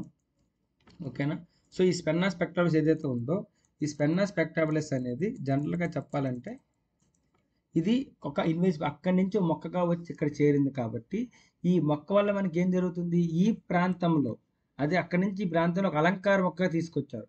మనం వస్తున్న ప్రాంతంలో ఏంటంటే ఇక్కడ దానికి ప్రకృతిపరంగా దాన్ని నిరోధించే చర్య అనేది లేదనమాట. అంటే ఈ ప్రాంతంలో దానికి ఏదో విధంగా నిరోధించే చర్య ఉంది, కానీ అది అమెరికా నుండి ఏదో సౌత్ అమెరికా ఉంది, బ్రెజిల్లో ఉంది, అక్కడి నుంచి ఇండియాకి వచ్చినప్పుడు అలంకార మొక్కగా బాగుందని తీసుకొచ్చారు. బట్ దానికి ప్రకృతి పరంగా న్యాచురల్లీ దాన్ని నిరోధించే చర్య ఏది ఇక్కడ లేకపోవడం వల్ల అది ఇష్టానుసారంగా పెరిగిపోయి, అంటే ఆ ప్లేస్లో ఫస్ట్ ఒక మొక్క ఇంట్రడ్యూస్ చేస్తాం, దానికి అక్కడ నిరోధించే చర్య లేదు, అదేంటి ఎంటైర్ ఏరియా మొత్తంలో అదే మొక్క మొత్తం చేరిపోతుంది అనమాట. వేరే మొక్కలు పెరగడానికి కూడా అవకాశం ఇవ్వకుండా అది ఇన్వేజివ్ స్పీసీస్గా మాత్రం మారిపోతుంది. అదే మెయిన్ ఇది. అందుకని చెప్పి ఏదైతే ఈ ముదుమలై టైగర్ రిజర్వ్, మీకు ఇంకోటి ఏంటంటే ఈ ముదుమలై పులి రిజర్వ్ ఏదైతే ఉందో ఇది ఎక్కడ ఉందని అడగచ్చు. అది ఎక్కడ ఉంది? అది తమిళనాడులో ఉంది. ఇది ఇంపార్టెంట్. మెయిన్గా సెన్నా స్పెక్టాబులస్ అంటే ఏంటని అడగచ్చు, లేదా ముదుమలై టైగర్ రిజర్వ్ అనేది ఎక్కడ ఉందని అడగచ్చు అనమాట. అది ఇంపార్టెంట్ అది. అందుకని దీనికి అత్యంత దూకుడు స్వభావం కలిగిన విదేశీ దురాక్రమణ, ఎందుకంటే చాలా ఫాస్ట్గా పెరిగిపోద్ది అనమాట. అందువల్ల ఏమవుతుంది చూడండి, దీనివల్ల చాలా ఎక్కువగా పెరిగిపోయి వేరే మొక్కలు వేరే వృక్షజాతి పెరగకుండా ఆపేస్తుంది అనమాట.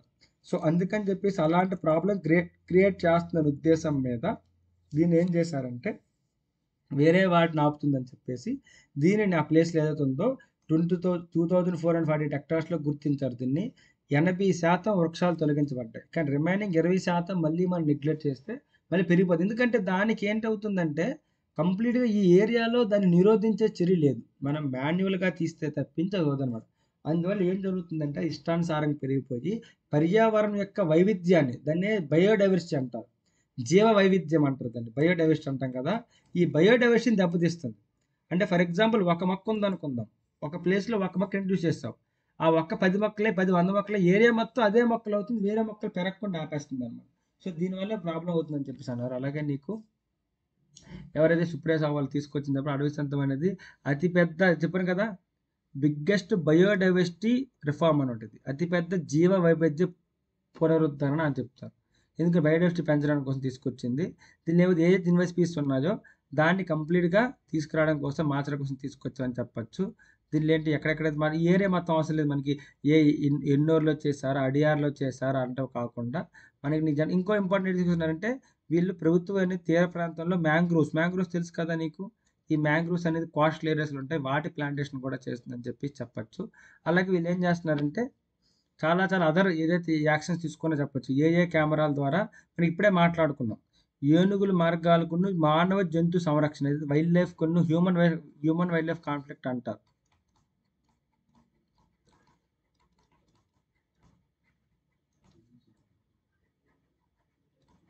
ఈ హ్యూమన్ వైల్డ్ లైఫ్ కాన్ఫ్లిక్ట్ ఏదైతే ఉందో ఈ కాన్ఫ్లిక్ట్ని ఇది కంప్లీట్గా నీకేం చేస్తుందంటే ఈ కాన్ఫ్లిక్ట్ తగ్గించే విధంగా వీళ్ళు అంటే ఈ ఏదైతే ఉన్నారో వీళ్ళు తీసుకున్న చర్యలు చెప్పుకున్నారనమాట. అంటే వాళ్ళు ఏ విధంగా ఆపరేషన్ తమిళనాడులో ఏ విధంగా చేస్తారని చెప్పుకున్నారు. ఫస్ట్ అంటే ఈ ఇన్వేజివ్ స్పీసీస్ని తీసేశారన్నారు. అలాగే నీకేమవుతుందంటే మ్యాంగ్రూవ్ ప్లాంటేషన్, ఎందుకు మ్యాంగ్రోవ్స్ ఎందుకు, నీకు కోస్టల్లో ఒక బ్యారక్ యాక్ట్ చేస్తుంది. ఇప్పుడు ఏదైతే సునామీ కానీ ఏదైనా సైక్లోన్ కానీ వచ్చిందంటూ మొదటి అడ్డుకట్టుగా నీకు అక్కడ నీకు విపత్తు మొత్తాన్ని తనే తీసుకుంటుంది అనమాట. దానివల్ల ఏమవుతుంది, మిగిలిన ప్రాంతంలో కంప్లీట్ ఇక్కడ మ్యాంగ్రూవ్స్ లేవనుకో, ఏదో సునామీ వస్తుంది అనుకో, సునామీ చేంజ్ చేస్తుంది, కంప్లీట్ దీన్ని అంతానే డిస్ట్రాయ్ చేసేస్తుంది. అదే ఇక్కడ మ్యాంగ్రూవ్స్ ఉన్నాయనుకో, ఈ మ్యాంగ్రూవ్స్ ఎలాగ నీకు మొక్కలు ఏదైతే ఉన్నాయో సముద్ర మొక్కలు ఉన్నాయో అదంతా దాన్ని అక్కడ తీర ప్రాంతంలో ఉంటాయి కదా మొక్కలు, ఆ మొక్కలు ఉన్నాయనుకో, ఏదైతే సైక్లోన్ వస్తుందో ఈ సైక్లోన్ ఎఫెక్ట్ అనేది ఇది కంప్లీట్ ఇక్కడ ఆపేస్తుంది అనమాట. ఇది అబ్జర్వ్ చేసుకునే రిమైనింగ్ ఏదైతే ఉందో ఇదంతా సేఫ్గా ఉంటుంది. అందుకని చెప్పేసి మ్యాంగ్రూవ్స్ నాటండి అని చెప్పేసి తీసుకురాతే అలాంటి చర్య కూడా వీళ్ళు తీసుకొస్తున్నారని చెప్పి చెప్పచ్చు అనమాట. దాంతోపాటు ఏంటంటే హ్యూమన్ వైల్డ్ లైఫ్ కాన్ఫ్లిక్ట్ జరుగుతుంటుంది.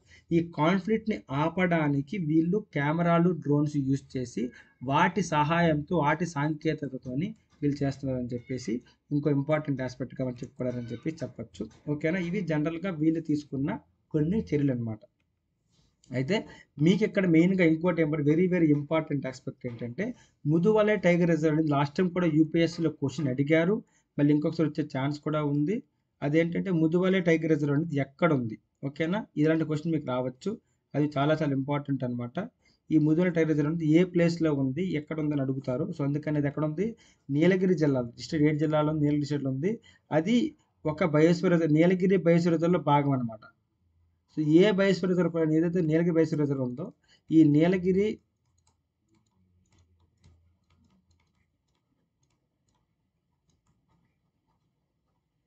దీని యొక్క పార్ట్ ఉంటుంది. మీకు ముదుమలై టైగర్ రిజర్వ్ ఏ రాష్ట్రంలో ఉందని అడగచ్చు. ఎంపడింది ముదుమలై టైగర్ రిజర్వ్ ఎక్కడ ఉంది మనకి important, very very important bit ఎక్కడ ఉంది, అది తమిళనాడులో ఉంది. ఓకేనా, ఇందులో కూడా ఏంటంటే కొన్ని ఈ నీలగిరి బయోస్ఫియర్ రిజర్వ్లో కొన్ని టైగర్ అదర్ కూడా బందీపూరు, అలాగే కర్ణాటకలో వైనాడులో కర్ణాటక, ఇవి కూడా నీకు ఏంటంటే నీలగిరి బయోస్ఫియర్లో పార్ట్. ఈ మూడు కలిసి నీలగిరి ఫామ్ అయింది అంటారు. దాంట్లో ఏదైతే ఉందో తమిళనాడులో మనకి ముదుమలై టైగర్ రిజర్వ్ అనేది నీలగిరిలో పార్ట్ అని చెప్పొచ్చు. అది ఎంత ఏరియా మనకి ఆక్యుపై చేసినది అవసరం లేదు, కానీ జస్ట్ అక్కడ ఉండే స్పీసీ అంటే పులులు కానీ, ఇండియన్ గౌర్ కానీ, చిరుతలు కానీ, ఏనుగులు కానీ అక్కడ తిరుగుతుంటాయి. అలాగే దీంతో ఏంటంటే ఇది one of the important, very very very important అనమాట. ఇది ఇది చాలా చాలా చాలా ఇంపార్టెంట్. ఇది మనకి ఏదైతే మనం వెస్టర్న్ ఘాట్స్ అంటాం, ఫర్ ఎగ్జాంపుల్ మీకు మ్యాప్ వేసి చూపిస్తాను చూడండి. ఇక్కడ ఫర్ ఎగ్జాంపుల్ చూసుకున్నట్టయితే ఒక్క నిమిషం ఏది మాట్లాడుకుంటాం. ఇది మన ఇండియన్ సబ్ కాంటినెంట్ ఇది, అంతేనా కాదు? సారీ, ఇమేజ్ బాగాలేదు, కొంచెం మంచి ఇమేజ్ డ్రా చేద్దాం.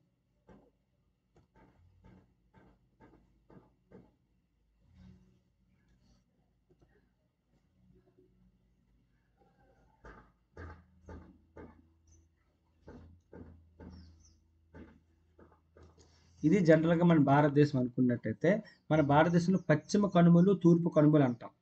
పశ్చిమ కనుమలు తూర్పు కనుమలు ఏదైతే ఉందో ఇది పశ్చిమ కనుమలు, దీన్ని వెస్టర్న్ ఘాట్స్ అంటాం. ఇలా మనకు వచ్చింది వెస్టర్న్ ఘాట్స్ అనమాట. ఇలా వెస్టర్న్ ఘాట్స్ అనేది పశ్చిమ తీరం కానుకుని ఇలాగ నీకు గుజరాత్ నుండి కేరళ వరకు అన్ని రాష్ట్రాల్లోనూ పశ్చిమ కనుమలు ఏవైతే ఉన్నాయో వాటిని అనుకుంటాం.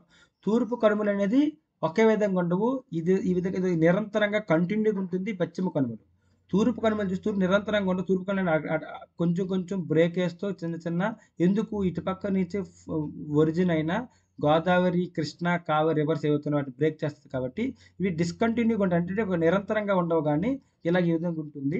అయితే ఈ రెండింటిని కలుపుతూ ఉన్న టైగర్ రిజర్వ్ ఏదైతే ఉందంటే అది Mudumalai tiger reserve. Very very important. ఇక్కడ ఉంటుంది అనమాట. ఈ ట్రాన్సిషన్ జోన్లో నీకు ఏమవుతుందంటే ముదుమల టైగర్ రిజర్వ్ ఉంటుంది. ఇటు జాయింట్స్ బోత్ ఏదైతే వెస్టర్న్ ఘాట్స్ ఉన్నాయో, ఈ వెస్టర్న్ ఘాట్స్ ఏదైతే పశ్చిమ కనుమలు ఉన్నాయో, ఈ పశ్చిమ కనుమలను అలాగే తూర్పు కనుమలు ఈస్టర్న్ ఘాట్స్ ఏవైతే ఉన్నాయో, ఈ ఈస్టర్న్ ఘాట్స్ ఏవైతే తూర్పు కనుమలు అంటారు. ఈ తూర్పు కనుమలను రెండు కలిపే ప్రాంతంగా నీకు ఈ ముదుమలై టైగర్ రిజర్వ్ ఉంటుంది అనమాట. సో ఈ విధంగా నీకు ఉంటుంది. ఇది వెస్టర్న్ ఘాట్స్ ఎలాగ ఉంటుంది, ఈస్టర్న్ ఘాట్స్ ఈ విధంగా ఉంటుంది. చిన్న చిన్న డిస్కంటిన్యూటీ ఉంటుంది. ఎందుకు డిస్కంటిన్యూటీ ఉంటుంది? నీకు గోదావరి అలాగే కృష్ణా, కావేరి రివర్ ప్రవహించడం వల్ల అవి ఏం చేస్తాయంటే వీటిని బ్రేక్ చేయడం వల్ల ఇవి డిస్కంటిన్యూగా ఉంటాయి అన్నమాట.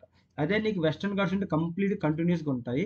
ఆ రెండింటిని కలుపుతున్న ప్రాంతం ఏదైతుందో అది ముదుమలై టైగర్ రిజర్వ్ అని చెప్పేసి చెప్పచ్చు అనమాట. అదే చెప్పాను కదా నీకు ఇక్కడ మాట్లాడుకున్నాం. ఇది పశ్చిమ మరియు తూర్పు ఘాటులను కలిపే ముఖ్యమైన వన్యప్రాణి మార్గం, వైల్డ్ లైఫ్ కారిడార్గా చెప్పచ్చు. ఇక్కడ అలాగే ప్రాజెక్ట్ టైగర్ కూడా ఉంది. అలాగే ఏఐ యూజ్ చేసుకొని యానిమల్ మానిటరింగ్ అని చేస్తాను చెప్పచ్చు.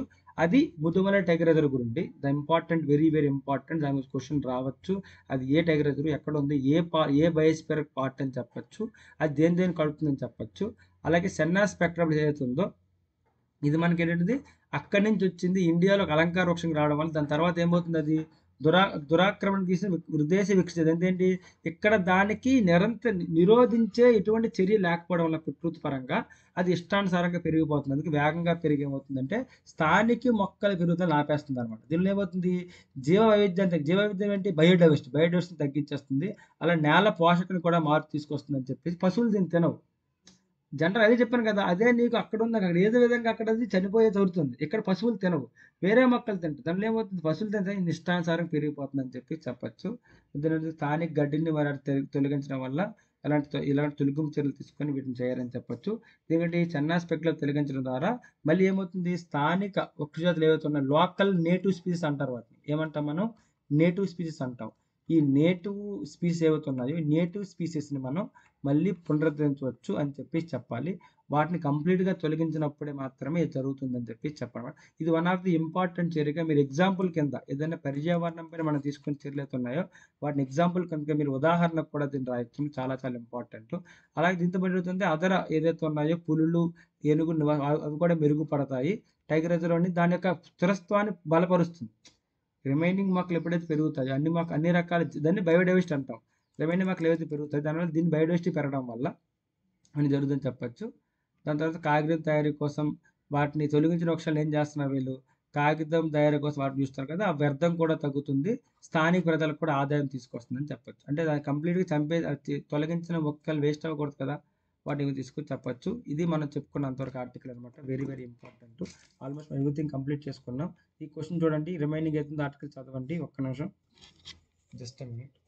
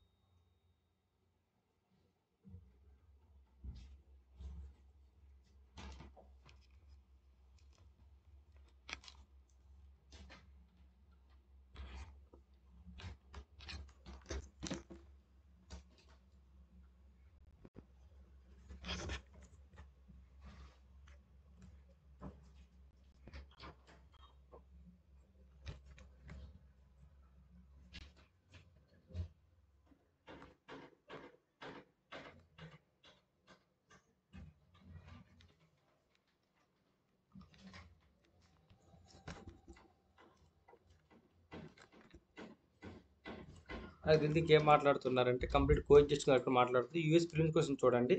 సన్నాసిపెట్ల గురించి కింద వాక్యాలు పరిశీలించండి. ఇది ఆఫ్రికాకు చెందిన దురాక్రమణాత్మక విదేశీ చెట్టు జాతి. ఎక్కడ చెంది ఆఫ్రికా కన్నా కదా, సౌత్ అమెరికా నుంచి వచ్చింది. అలాగే స్థానిక వృక్షజాతులు అన్నిటివేసి జీవవైద్యం తగ్గిస్తుంది, అది కరెక్టే. ఇది తమిళనాడులో ముదుమలై తొలగించబడుతుంది, కరెక్ట్. సో దీంట్లో ఏదైతే ఇంపార్టెంట్ చూడండి, ఇది మొదటి తప్పు కదా. ఎక్కడి నుంచి వచ్చింది అది? ఇది ఆఫ్రికా నుంచి కాదు, సౌత్ అమెరికా నుంచి వచ్చింది. సౌత్ అమెరికా ఖండం నుంచి వచ్చింది. నాకు ఎక్కడ ఎక్స్ప్లెయిన్ వచ్చింది స్పెషల్గా చెప్పాలంటే బ్రెజిల్ నుంచి వచ్చింది. అది మనం చెప్పొచ్చు అనమాట దీంట్లోన. సారీ, ఇక్కడ చిన్న ఇది జరిగింది. మరి టెలికరేచర్ గురించి మాట్లాడుకుంటున్నాం.